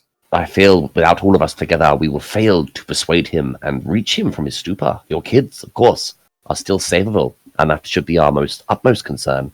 If he has some proper dwarvish blood in him, he's gonna want revenge. Exactly. And what better way to go after your missing children, good sir? Where is he? His house, currently drinking himself into a stupor. But I feel, or something tells me, we will meet our other companions there as well. I'll swing by on the way then. I shall accompany you, sir. For once, you will hear no jokes or tall tales from me. I will assist you in all I can. Would like to roll insight to see if he has already told a tall tale, because he did tell us he tried to defend Grilla's family and lost his hand that way, which is not true. It's weird because he did want to attack them. Oh, did he? Yeah, he did say he was. Let's go. Let's fight them. He was ready to fight, but fine. I believe in them. No insight roll. This is probably the only good insight roll Grand Theft is ever gonna roll. Yeah, but you kind of feel. Alright, so you feel it's partial truth. You know, usual exaggeration, but some of it's more truthful than most. Like, you get the fact that he was angry. Perhaps maybe the fact of losing some fingers really did fill the rage within him. That does make me appreciate Chester a bit more. Okay, so let us go.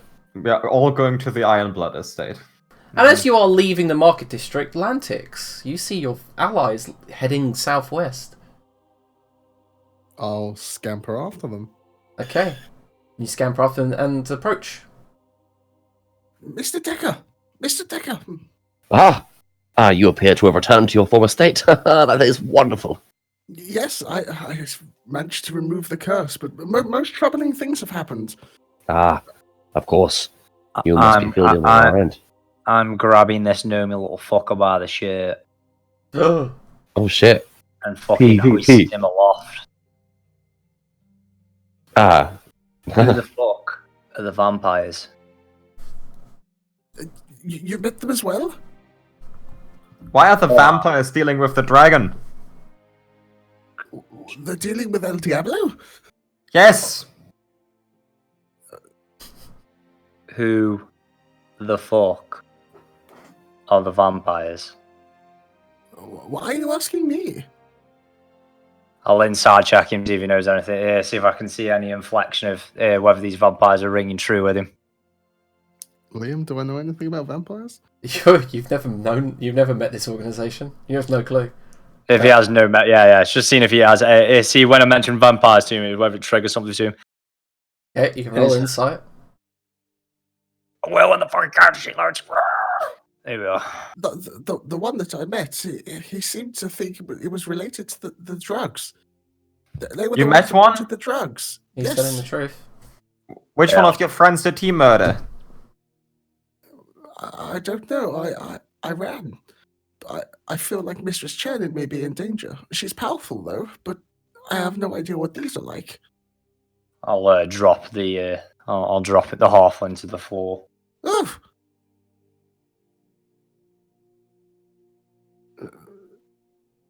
So we have how have we? What? I'm just looking at Atlantics. These two won't have anything to do with vampires. So it's you, or it's Ironblood. What the fuck's going on with the vampires? Well, I just told you. They were after the drugs. They were the one that sent that message. What message? I'll fucking grab him again. Okay. They told young Master Ironblood they wanted the drugs. You wanted to sell them. And I'll just pour a finger on his lips. I'll be like, The vampires wanted the drugs, and her, and him, and me were told fuck all about this. Wasn't you? I believe we did specifically state that you shouldn't sell the drugs and we should return it. Wait, You were adamant that you wanted to sell them for profit. did we sell them? No. Did we return them to the vampires even? No, obviously not. Otherwise, this wouldn't be happening. I drop him again. We didn't know about the vampires wanting the fucking drugs. I'll just walk off in a huff. Gwyneth doesn't even remember the drugs. Fucking... What is happening, Mr. Decker? I am unaware. It would appear that I am a little bit out of the loop on the drugs and the vampires, and I've suffered the consequences for it. But I do believe our best chance right now is to find Macross's children before he kills us all. And What's happened to his children? They're gone. Where? Well, that's why we're going to his house. We must regroup. We must stay strong. We are a Mr. good team. Ra's house is that way. No, we're going to Grilda's house first to recruit him so you can get some revenging in, because apparently, what did they do with his family, Chester? Well, circumstances being what they are, they're all dead. My God! Macross shouting behind him. Catch up. They killed Walk and talk. young Master Ironblood's family? Yes, it was most disastrous. We returned to his estate to find them all massacred. That's awful. I feel so bad for him. Oh. Well, he's there, is he? Grieving, I suppose. He would be, yes. I waddle after Macro, because obviously he's not waiting. Mm-hmm. I've already walked in. I was hoping this conversation was happening whilst these were like jogging to catch me up. Should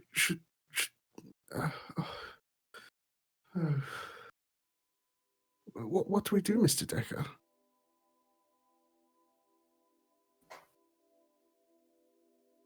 Mr. Decker?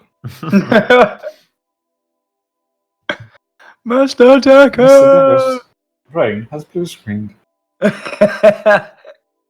He's just so shocked. So I'm assuming all of us go to the Ironblood estate.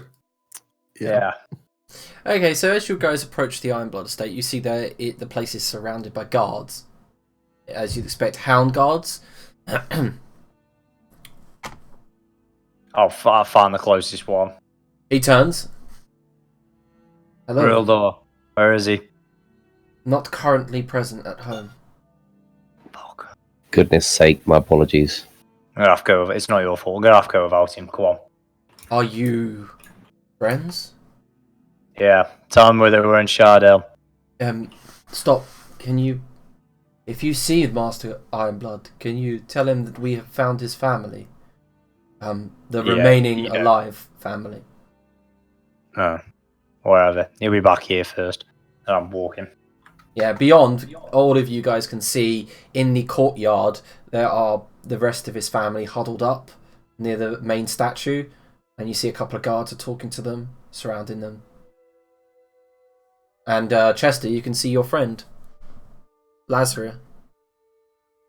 Oh, Lazria. She looks on and goes, Chester? Chester! And begins to move forward, and the hound guard moves out of the way, and she begins rushing towards all of you. Okay, so she looks a little bit more emaciated than she used to.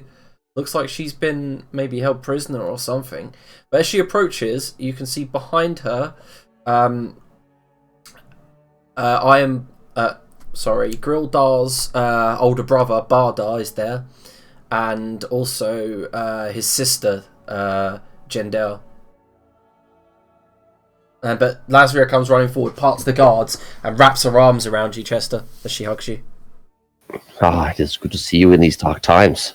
What tidings? As she pushes away and you look down, you can see her eyes just filled with tears.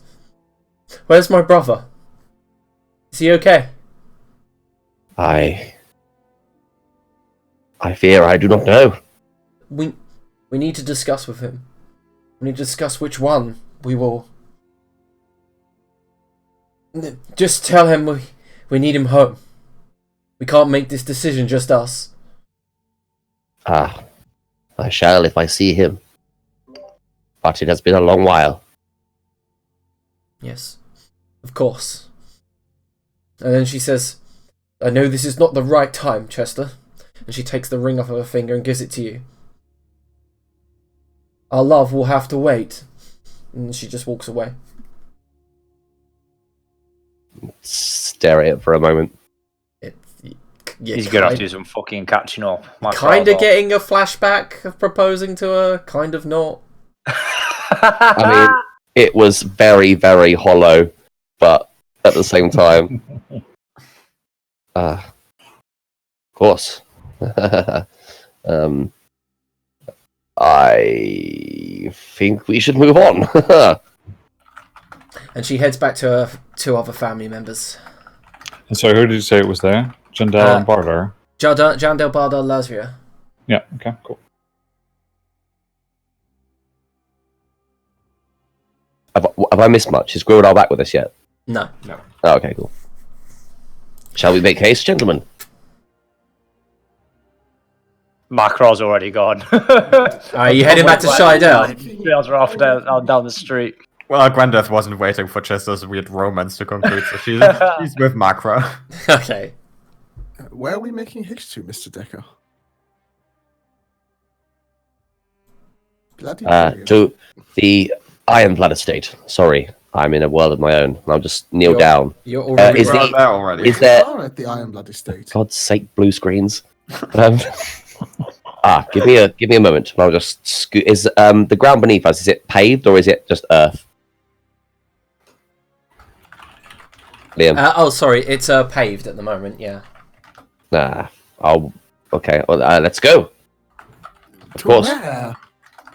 To Master Ironblood. Has no one been listening? Have I been out? Have I been phasing in and out of this? Yes. Follow me into his estate. Okay, so you guys are heading towards you fucking... Yeah, okay, so the right answer, Todd, is everyone's heading to Shidell, but... Or even Grodar. Not everyone. No, I think... Yeah, so who's going to Shidell and who's going to look for... I finally got you all together, and then you just split up again. I'm Yeah, going exactly. with That's the what I bugbear, tried. I'm sorry. Sorry? because saving one's family is important. Yeah, Okay. Macro rocks up at Girl's estate, realises he's not there and thinks, fuck this, he can find us later, and I'm going to find my kids. He's not actually inside, according to the guards. Right. Well, no, it can't be helped. Shall we follow the others? Yes, I suppose so. They're heading to Shiredale, I believe. And perhaps we shall find Mr. Ironblood on the way. Let's go. Okay, so who's heading to Shidell? I guess All of I us am. are landlords. All of us now. Yeah, I think it's just Macro, Gwendeth leading the pack, and then Yeah, Chester, we're a couple of hundred. Atlantic. feet. Yeah. Try Sorry, and catch I up, missed yeah. the key information when I dipped out there. Some such key. It's reasonable what happened. Like, I just went to talk to the first guard, realised it wasn't here, and then walked away. But then you noticed your ex-lover and started to have a conversation with her. So it makes It's sense. all good. Alright, When you so... say ex-lover, you mean fiance? Oh, yeah. I mean, apparently. empty, hollow fiance that can never stand up to anything Chester once had. Alright, so... my sister that way. That was nearly a backstory drop, Todd. You shouldn't be doing that shit. It's alright. It's alright. I'm so excited about it. Calm yourself. Right, so the rest of you head to Shidell when, as you begin approaching Macro, you do see there's a more higher concentration of guards here than before, because normally in Shidell there isn't any. They've got a local guard, but that's about it. But now there's a dozen or so wandering about the street, and as you begin walking through, they all eye you and fall in behind you as you approach your house. And you can see your neighbour is sitting down with some guards speaking to him, holding his chest, and you see there's a bandage around his shoulder, and he goes, yeah, and then I punched him, and guess what? He changed into me. I was like, wait, I'm the real me, and kicked him in the nads, but he didn't have any nads, so he kicked me in the nads and I went down. And the guard's like, and he turns around and goes, "Oh, it's you guys again." Yeah, I'll walk up to the orc and give him like kind of like hug slash just like touch foreheads. Yeah, he's like, Barker Bass goes, "Wait, what?" Where are the kids? Excuse me. Not an appropriate response. I'm asking where my children are. Yeah, the Captain Amon says, "I still have not found them." Macro. Yeah, I'm not talking to him. I'm talking to the orc. Where did the kids go? Right. So, long story. Right. So I hear some commotion. Yeah. Sure. Oh, all right. Hear commotion. Come downstairs. Don't see anything. Go back upstairs. Right. Then you are fighting outside with, I don't know what. I come downstairs. I see you in the house. Yeah. And I'm like, wait a minute. You ain't Macra. Macra's different colour. And then he turns into basically a foreskin. And I'm like, right, here we go. And I begin fighting him. Turns out he's got a knife. Stabs me in my fucking shoulder. Look, I've got a war wound just like you. Wait. Is he in cahoots with the dragons? The vampires? What was the third faction? He told me to keep it short. Right. Anyway, like I said, then he turns into me after being a foreskin. I kick him in the nads. Turns out he ain't got nads. He kicks me in the nads, and I go down. And then he runs for it. If he didn't have nads, was it a woman? No! It was like a doll. Like a foreskin doll. I'm ignoring the rest of the story now as soon as I realise he doesn't have any information before the kids were taken, so I'll pull Gwendolyn to one side. Like, he does go, but in the last 2 weeks, right, all I've heard downstairs is your missus, who, by the way, is back. I don't know if you know, she's back. I don't know, you told me she was dead, but I guess divorced, dead, basically the same thing, innit? She's still dead. Yeah, alright, so your missus and your old fuck piece were having an argument nearly every day, right? And then last night, there was a big argument, and then your missus left with your children. Oh! Fuck's sake, which way did they go? Look, you think, okay, I am a nosy neighbour, I'll admit. Right, I don't know, right? Because I saw him heading towards the spears, innit? I saw him getting on a boat. And I thought, that'd be good to tell Macra for when he comes back from his adventures and shit. My sister? What about your sister? Oh, she went a couple weeks ago. I thought you knew. Oh, fuck me. She said, there ain't no way I'm staying around to be mother when they already got one. And she said, I'm gonna live my own life. And she just fucked off.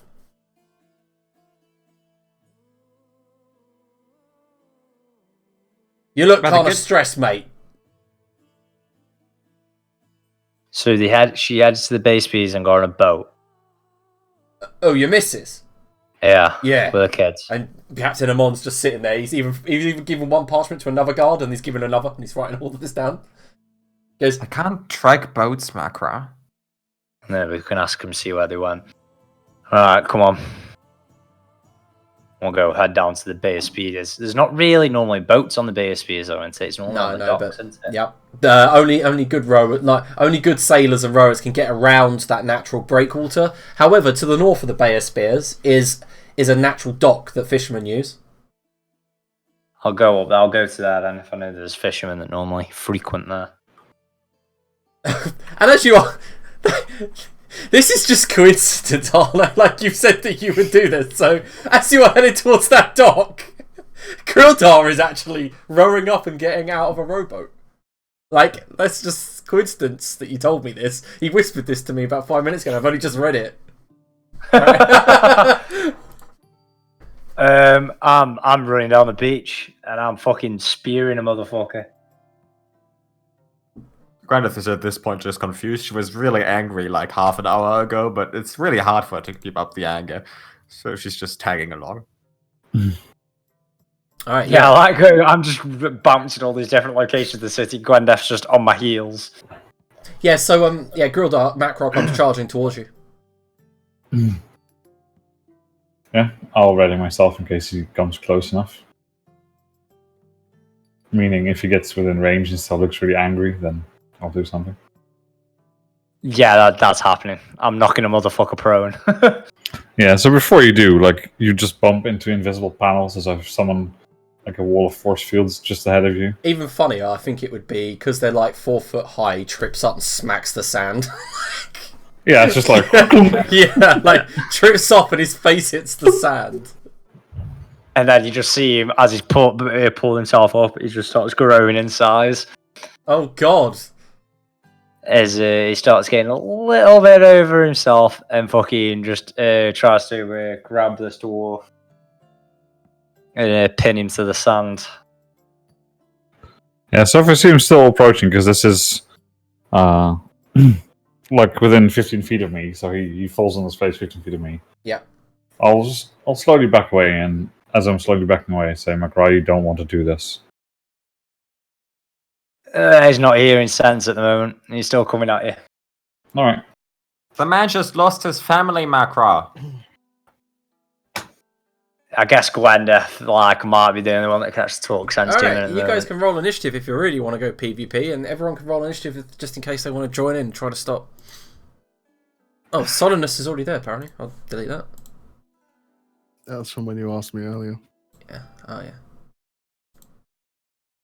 I guess if everyone else was rolling initiative, I will as well. I was just going to go for something. Yeah, I mean, that's just for determining a turn order. If you still want to do something peaceful.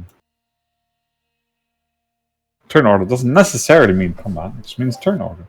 Okay. Do you want me to roll for you, Chester, or are you going to manage it? Why is my Wow, so small? sarcastic. Oh, fuck's sake.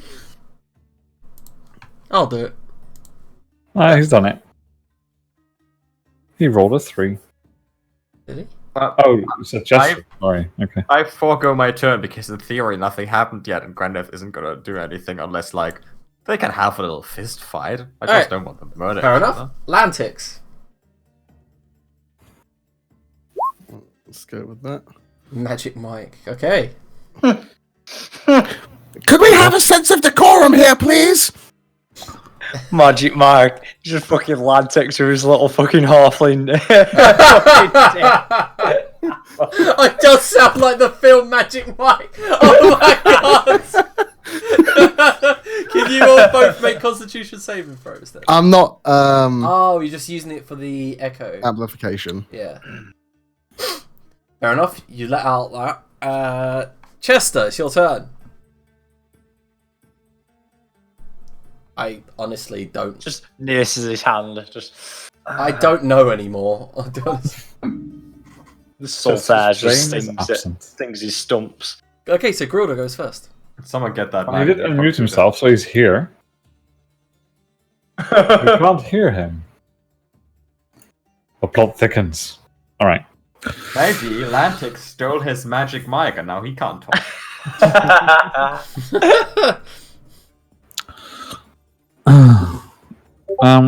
Okay. I will move back 35 feet.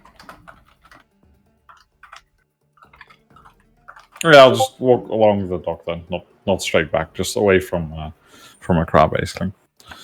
And then I say to him, really not in the mood for your antics, Macra.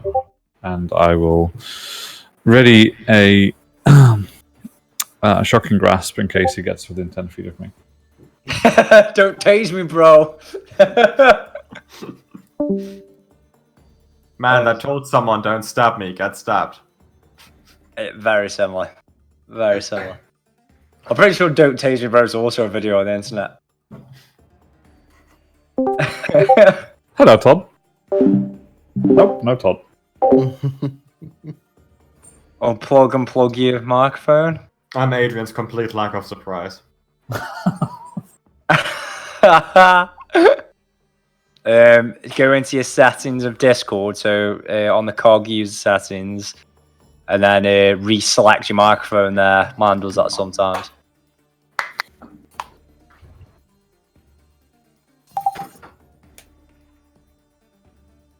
But anyway, yeah. So we're ready to attack. Is that your turn gone? Yep. Right then, so I guess as he shocking grasps me, I go to physically grasp him. Oh yeah, I was just readying it. But yeah. As Yeah. soon as you get within range, then I'll do it. Okay. Oh, for fuck's sake, come on. So you take 15 lightning damage and you can't take reactions. Nice. 15. So. Ah! Can you hear me now? There you go. We hear that alright, Jesus. Good. And he's back. Fuck's sake. Right. So I dropped down to 41. Go on, what was your turn before I take my turn? Chester, that's I I am going to cause some discord. Quite literally. Well, if this is going to happen. Gonna hit It's everyone. not doing anything else for you. Why would it work here? Yeah, exactly. So you're just gonna fucking light everyone up with fairy I am. fire. Alright, so everyone, like, I guess fight it's with just each other. Grildar and Macro roll dexterity saving throws, because, I mean, it is still only a 20-foot cube, and you two are close to one another, so... Do I get my advantage on this for danger zone? Oh, these two men are having a fist fight. Let's help both of them.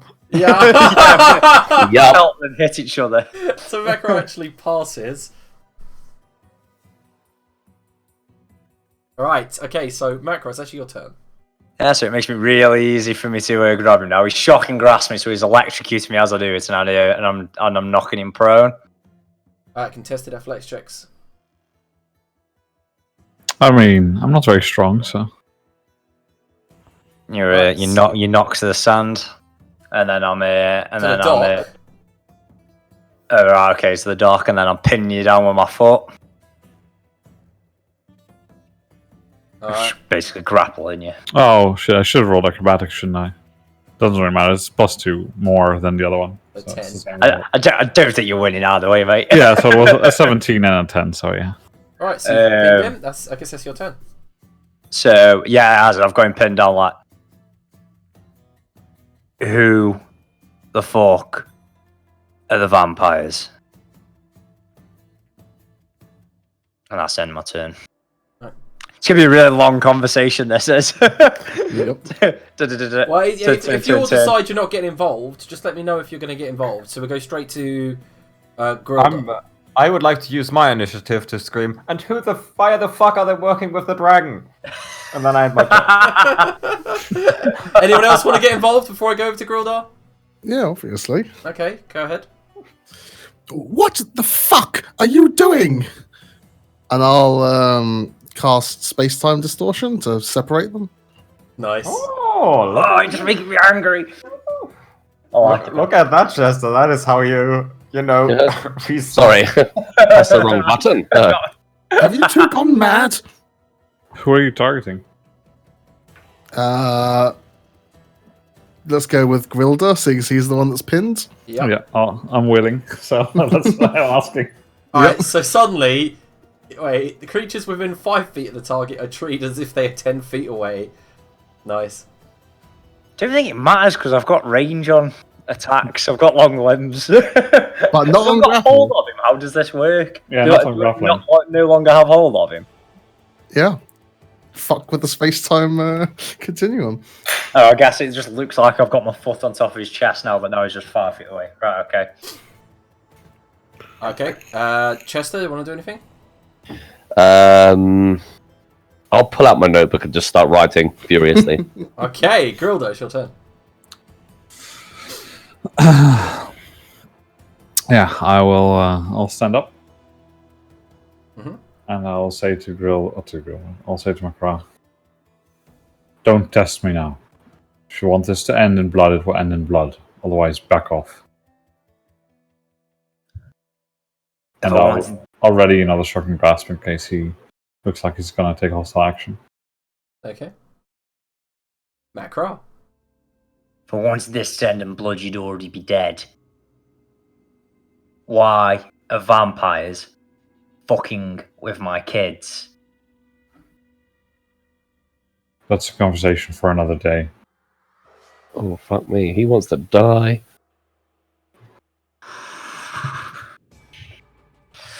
Actually, Macro, can you make a wisdom saving throw? Yeah, I think that might be worthwhile. I'll just see if I kill him or not. No. No, this was he's this was for good. the last time you were here. What do you mean? You got the Berserker's axe on you. Yeah. Oh, yeah. And he shocking grasped me as well. That's what that wisdom saving throw is for, so you're still in control. Said Berserker's axe comes out, and I'm throwing it as hard as I can, just so it's in between his legs. Obviously, it doesn't really work with a space-time continuum bollocks, but I'm just fucking winging it.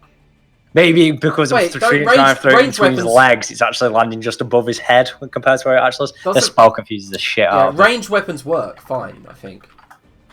It depends how far Grildar walked away. How far did Grildar go? 15 feet. Okay. But yeah, I'm just fucking throwing the Berserker axe in between his legs, and I'm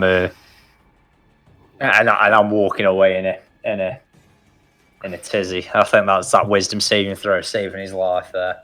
Yeah, fair enough. Yeah, because I mean, if you went berserk, you wouldn't just stop with Grildar. You'd go to the rest of the party afterwards. So yes, natural 20. Am I able to just throw the axe into the dock, leave it wedged in there, and walk away still, or does it make me go back to it? No, you're fine. You do that. Oh, okay. Because I'd been really awkward if I threw it down and stormed off, and then I'd been like, oh, for God's sake, and I just shuffle back and get my axe and walk away again. No, that's not what happens. Okay, so combat's over as Macro walks away.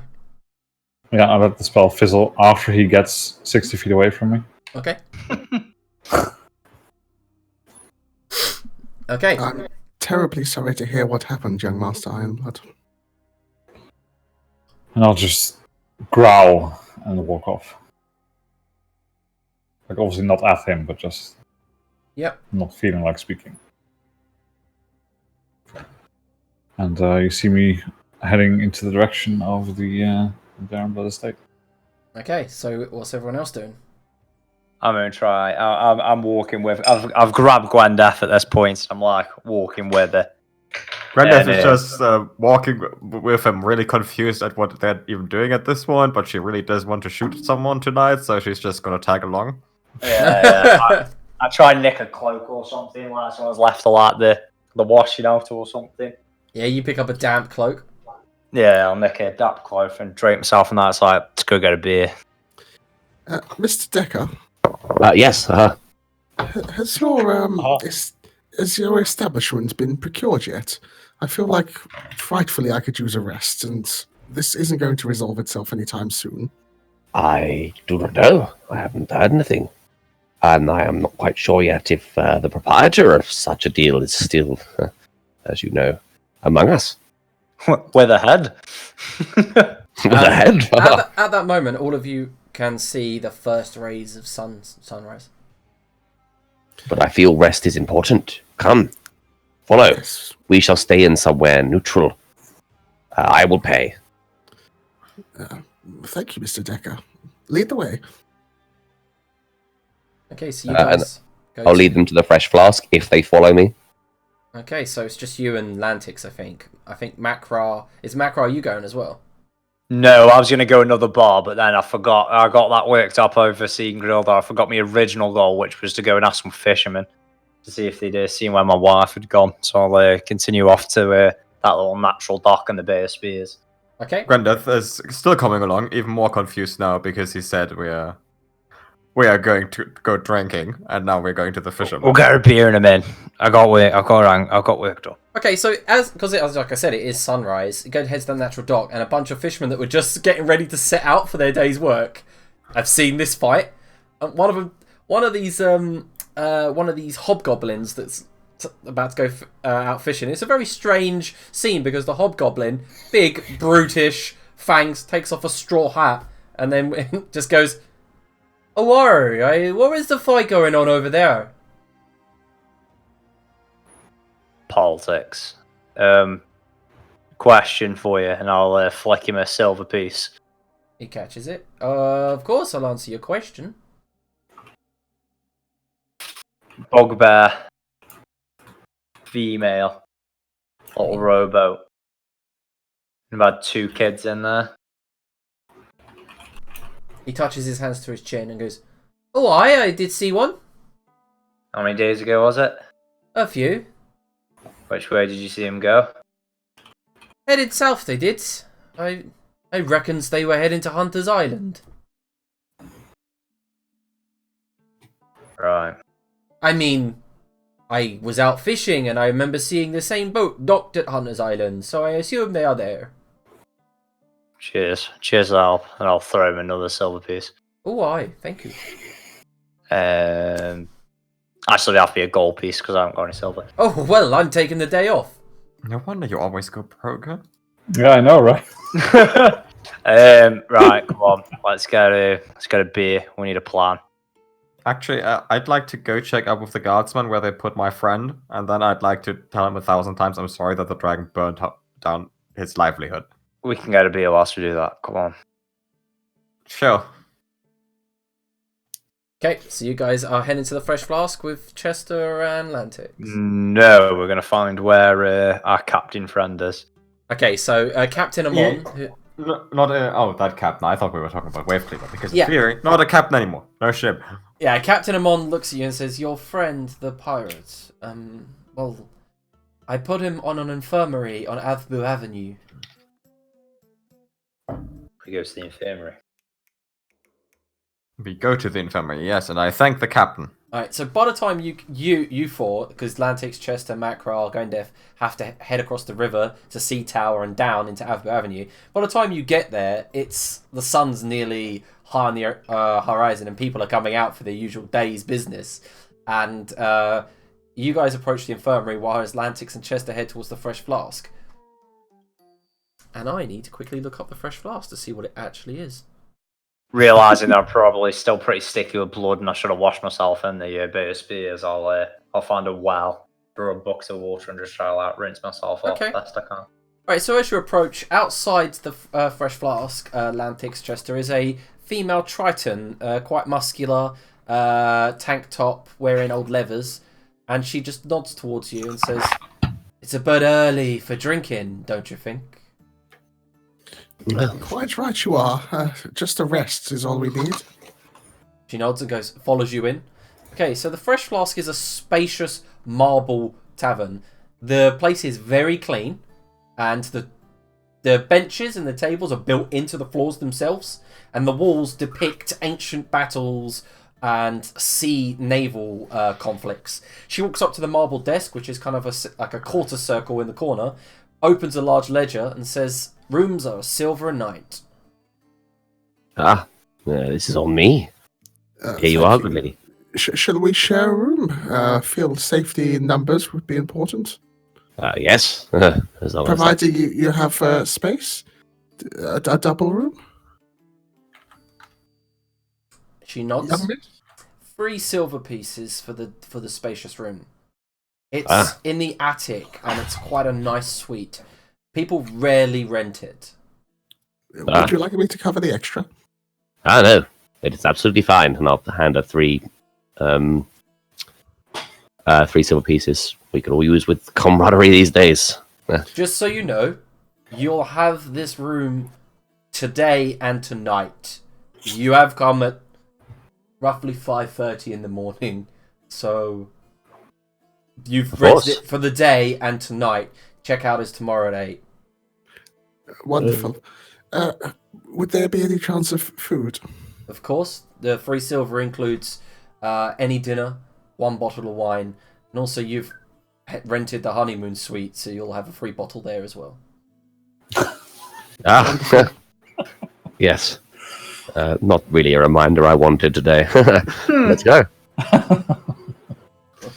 Okay, so you guys head out, and it is spacious. It's got 1 double bed and 1 single bed, and it's slanted on one side where it's part of the roof, and there is a skylight, but you guys can walk over and put the shutters down if you wish to sleep. And it does indeed have a unit built into the marble wall, and as you approach, you realise that there is some sort of magic going on inside this little sort of alcove, and as you begin to take the wine out, it's chilled. Absolutely chilled. This is a good establishment. Seems to be. nightcap? Yes, I feel it's important. But then we should really think about what we should do about current events. I hate to Indeed. say it, but I feel as though we may be the most straightforward thinkers of our current little group. Well, yes, it certainly seems to be the case. Normally I would count on young Master Ironblood, but of course, naturally with his grief at the moment, he can't really be relied upon. No. Well, a toast? To survival. Of course. Of course, that I wish I never had any doubt that we shall attain. He just necks his drink and then goes and curls up on the single bed. I know that feeling. Okay, so yeah, you go to... Start lubing up my hands, ready for a sensual massage. That is the true tragedy of this session. It is. That's I what would have got a lot worse than the sensual massage. we should definitely be playing Light of the Seven now, because I'm about to change my ways. Chris.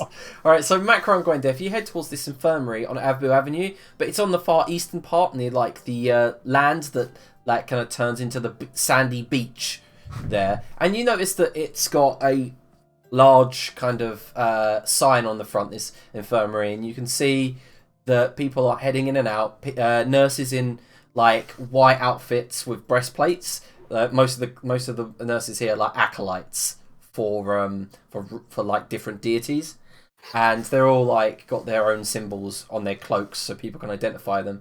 But as you walk in, there is a woman at the desk, and she's yawning. Oh, welcome to Green Ridge Infirmary. Can I help you? I'm looking for Wave Cleaver. Wave Cleaver. Big Yes. dude has half a ship in his side. Half a ship. Wow. Okay. Yes, indeed. Bed 17, if you would. I go to bed 17. And he's sat up drinking some broth.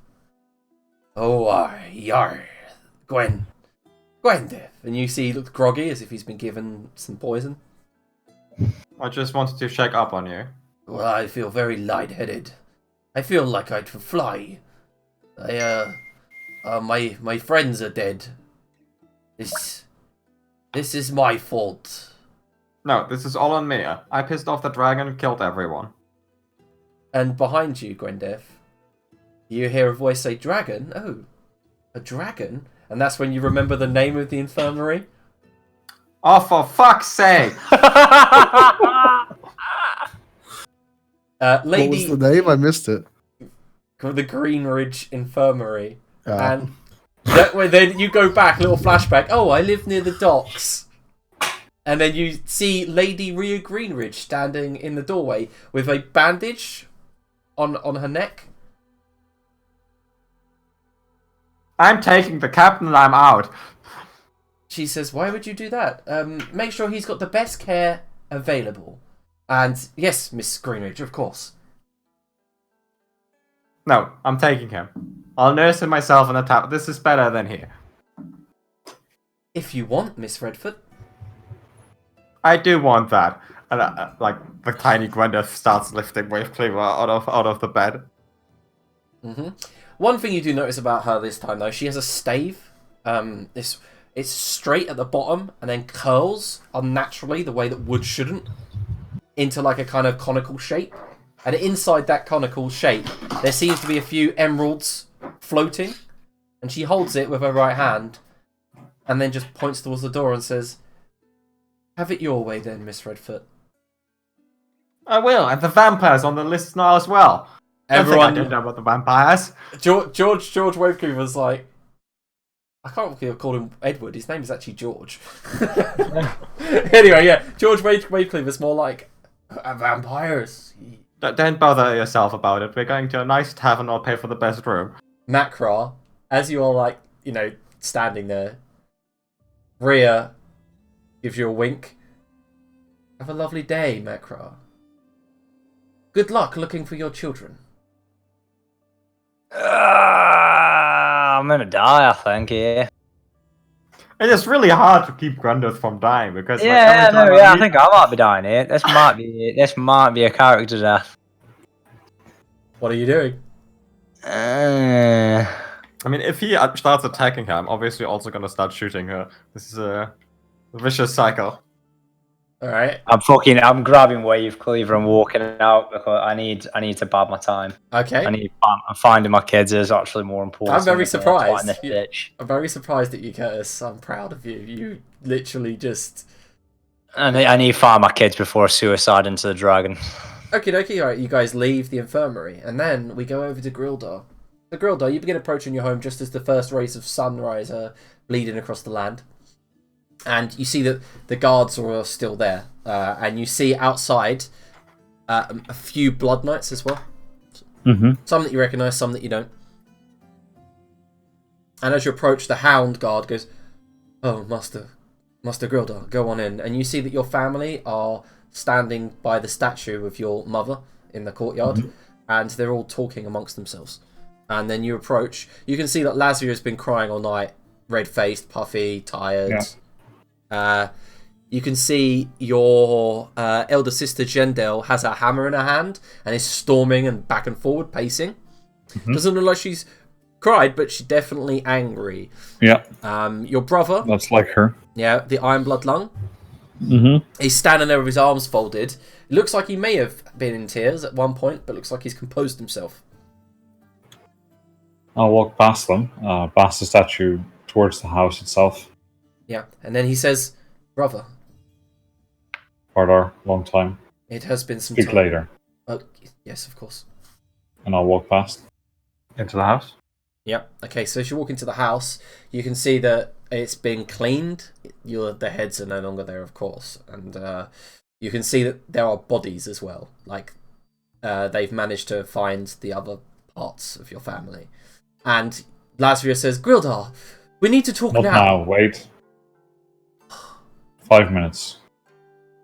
And I'll walk up to one of the guards that seems to be... Okay. Are there any blood guards here, or is it just hound guards? There is a blood knight, but first of all, there is a hound guard to your left, Grildar, talking to Randall, the butler. Randall, good to see you're alive. I'll need you in a moment. Please stay where you are. He looks scared. He's wide-eyed, confused. He looks like he doesn't know what's really going on around him. Yeah, and then I'll walk up to the blood knight. Okay. Alright, the blood knight. You, what's your name? 1 moment.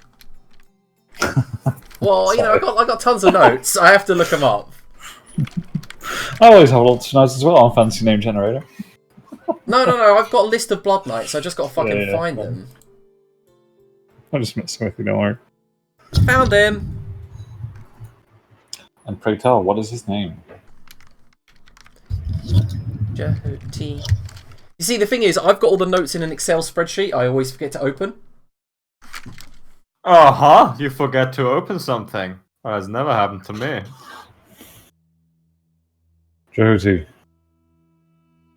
I see things have been cleared. Please make sure that these are transported and appointed the bodies post-haste to the university for safekeeping. Okay, so by the way, just so you know, Jehuti is the title. Oh, okay. You're a Jehuti. Or you were. Yeah, same story then. Yeah. With the name. Yeah. He says, Liam didn't hear that. To make sure that these bodies are taken to the university post-haste for safekeeping. Yes, of course. Of course, Master Ironblood. You may not remember me, but it's been some time. I was a kitten. Yes, that's good. We have no time for this now. Okay, of course. There's a few things that need to be arranged. I will need the family organized in the sitting room. I will need the butler there, and you, and perhaps one of your most trusted hounds. Please meet me there in 5 minutes. Yes, of course. And he goes about his business. Yep. And I'll move to the sitting room myself. I'll take off my shield and put my gear down. I'll keep my armor on, but just take the rest of the gear off, sit at the head of the table, and wait.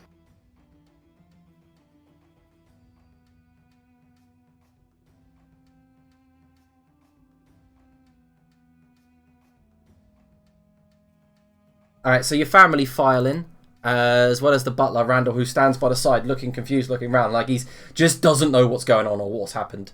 Lazarus and all the other family, like, kind of settle down either side of the desks. where you're sitting, and Lazarus still sobbing. And I'll say to Kufu, please bring something strong for Lazarus. She seems to need it. We can't have her in this state. He looks, as he looks around, you see there's a hound guard that's with him, like as a guard, and he goes, "Get to it then." And the hound guard runs off. Yeah. Randall, please sit. Randall takes a seat and he looks really confused. Yeah, I know. He's not used to sitting when the family is there, but that's fine. It's not just that. He looks like he's been... You've seen this before. Looks like he's been affected by some sort of magical effect. He has no clue what's going on. Okay. Like that kind of bewildered look. The glaze over the face. Just like people have told him what's gone on, but it hasn't sunk in. Yeah. It appears that we've been targeted. I intend to undo as much of this as I can, but I need someone to take over operations of the house. Now, normally, as we all know, Jindal, this responsibility would fall to you, but as we also know as well, you don't take the most rational decisions in times like these. Do you feel you're up to the task, or should we find some other way to organize ourselves? Your brother begins to speak up, Barda. He says, "Look, they found me when I didn't want to be found. And they stuffed me in the vault with my sisters here. Listen to Lazria, Gildar. She has something she needs to say." Very well. Lazria says, "Well, mother and father, okay, always knew that Barda here could be dead, right? And Barda looks ashamed because he's been missing for some years. They spent a lot of their wealth on this." And she reaches into her bodice and brings out a scroll, puts it on the desk. "We were going to use it to see if we could bring him back. It's very expensive and it costs most of Mother's wealth. We could use it now to bring one of them back." What is it? And it's a scroll of resurrection. Very well. We will need several more of these. We can't afford more. This took the family 2 years to get. Nonsense. Look, Grilda, I'm sorry, but they spent thousands of gold on this. Time, effort. I understand, so that should not drain that much of our resources. I'll need to investigate the books to see what happened. This does not sound right. Randall, have you come to your senses yet? And I'll snap at him. He looks towards you. "Yeah, yes, Master Ironblood. Yes, your estate is ready." Yes, that's great. Where are the books? "What books, Master Ironblood?" "Well, The finance books, Randall. of course, sir." And he stands. "I believe they're in your father's..." Bring them. "Okay, I will." And he disappears. Mm-hmm. Comes back down within 10 minutes, carrying 2 tomes. Yeah, so in the meantime, we'll wait for that. Yeah. Regardless of these findings and what we will decide to do with the scroll, have you considered what I mentioned before? Jindal? Considered what? Do you wish to be head of the household? What if we can bring back Mother? Consider the fact that you would be bringing her back into a world where she has outlived several of her children. I will take up the mantle if you believe it's right. I am the eldest, but it doesn't mean I want it. That is why I am inquiring. Either way, there'll be a chance to ask Mother, perhaps, if she wants to. Some of the Blood Knights will be coming to speak with them. I believe they've already done that, Gildar. Oh. That's unfortunate. Do you know what was asked? I do. They asked a lot about the men that attacked us. Typical. So short-sighted. As if they would know. Regardless. Bardar says, I believe Mother gave a good description of her assailant. Even knew his name. Yes, I knew that as well. I've seen him. I sat at this table with him. See, when they found me to the north, they kidnapped me. I didn't actually see anybody. Lazarus says, neither did I. I was hit around the back of the head. And Jendel says, scoffs. They came at me at the forge. I managed to crush 2 of them. Good. As we know you. What do you want to do, Grodar? This is a vote. There's 4 of us. We vote. What if the vote ends in a tie? She shrugs. Very well then. Lazarus says, I would like to bring Mother back.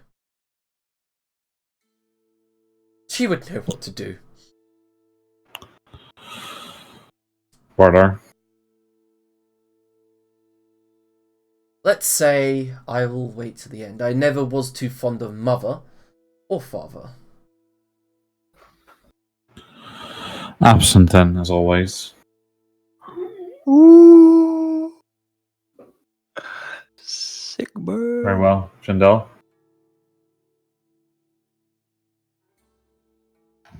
Jendel, Grodar was always a bit of a daddy's girl, but she then looks towards Lazarus, sees her tears, looks towards Bardar, who shrugs, and she says, Mother.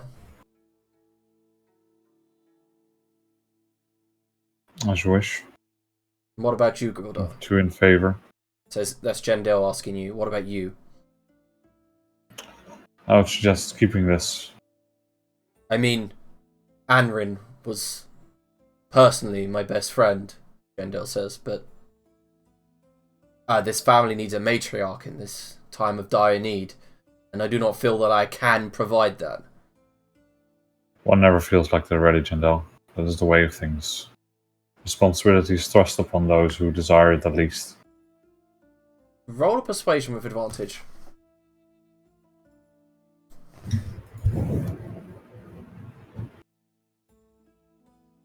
No, she goes, then my vote is rescinded. Am I using that term? Right. Yeah, my vote is rescinded and I wish to vote for Anrin. Very well. Lazarus looks distraught at that, and Bardar says, Anrin it is. I did like Anrin. Smart girl. In fact, yes, definitely Anrin. And Lazarus is looking around the table confused. But what about Mother? And they just shrug. Jendil says, look, she's more important to the family. Let's be reasonable. She's smart. She's intelligent. She's everything that we need in this family. Especially with our finances so depleted. And that's when, of course, Bardar says, oh, I agree. Why not? He reaches into his pocket, brings out a massive pipe, and then begins smoking. Lazarus, I understand this is, well, perhaps somewhat one-sided for you. As, must be shocked that several of your siblings are voting for an even. After all, we always knew that you were perfectly happy with the comfort that life here at the estate has offered you. But I agree with the others. But we haven't waited for Redrill. What if she turns up? What if she turns up? We have 3 votes in favour. Fine. That leaves us with one other problem. Jendel, are you sure you want to take on this responsibility? Or do you think you'll manage it? Your words have persuaded me somewhat. Very good. Bardar says, I'd hate to know what would happen if they tried to use that scroll on me. Oof. I just quizzically look at him. Whatever do you mean, Barter? Well, it would fail, wouldn't it? It'd be a waste. All that money for nothing. I've been How so? alive. Actually, I've been more alive than I ever was here. I see what you mean, yes. I do believe that there is some ritual to determine whether this is something that would succeed prior to casting it. I'm not really too familiar with the specifics of it, but Bardar shrugs. I'm sure Atlantic's where he could probably tell me. Anyway. And I'll open the books at this point. Mm-hmm.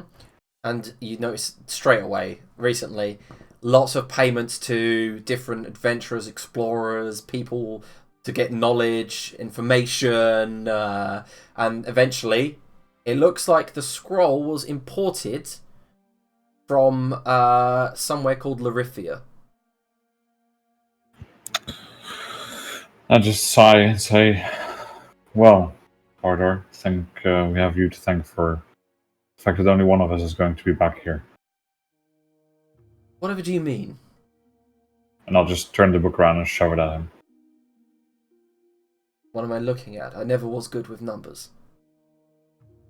Expenses totaling 17,322 gold pieces. Trying to find your sorry ass. He leans in and goes, "Oh, that is expensive." I mean, they did try sending. And you chose not to reply, and this is the result. With your brother, something's changed in him since you remembered him last. There's less empathy in him, for sure. Mm. He just shrugs and says, "I told them when I left I didn't want to be found." That's not always a choice, it's up to you. You never learned much responsibility, did you? Nope. I'll just take the book back and... Mm-hmm. And I'll tell Barter. I'd like it if you would leave now. Perhaps this time, be contactable though. Maybe I'll reply. And he stands, puts his pipe out, puts it in his pouch, and just leaves. Maybe we'll send you something this time. Maybe not. Goodbye, friends, family. And as he leaves, and he says, strokes at the back of his head where you can see there's like a welt where he was hit, and just leaves. Okay, so I'm assuming, Grildar, that is a decision to resurrect Anrin. It is, yes. Okay, so as your family prepares for the ritual to resurrect Anrin, the Iron Blood Brain, we are going to go ahead and end this week's session as the sun begins to rise and Lantix and Chester have gone to bed. Macro and Gwendif are threatening Lady Greenridge and leaving the infirmary. An eventful week. I can't even Day. burn down a house or shoot it with a cannon because it's a fucking infirmary.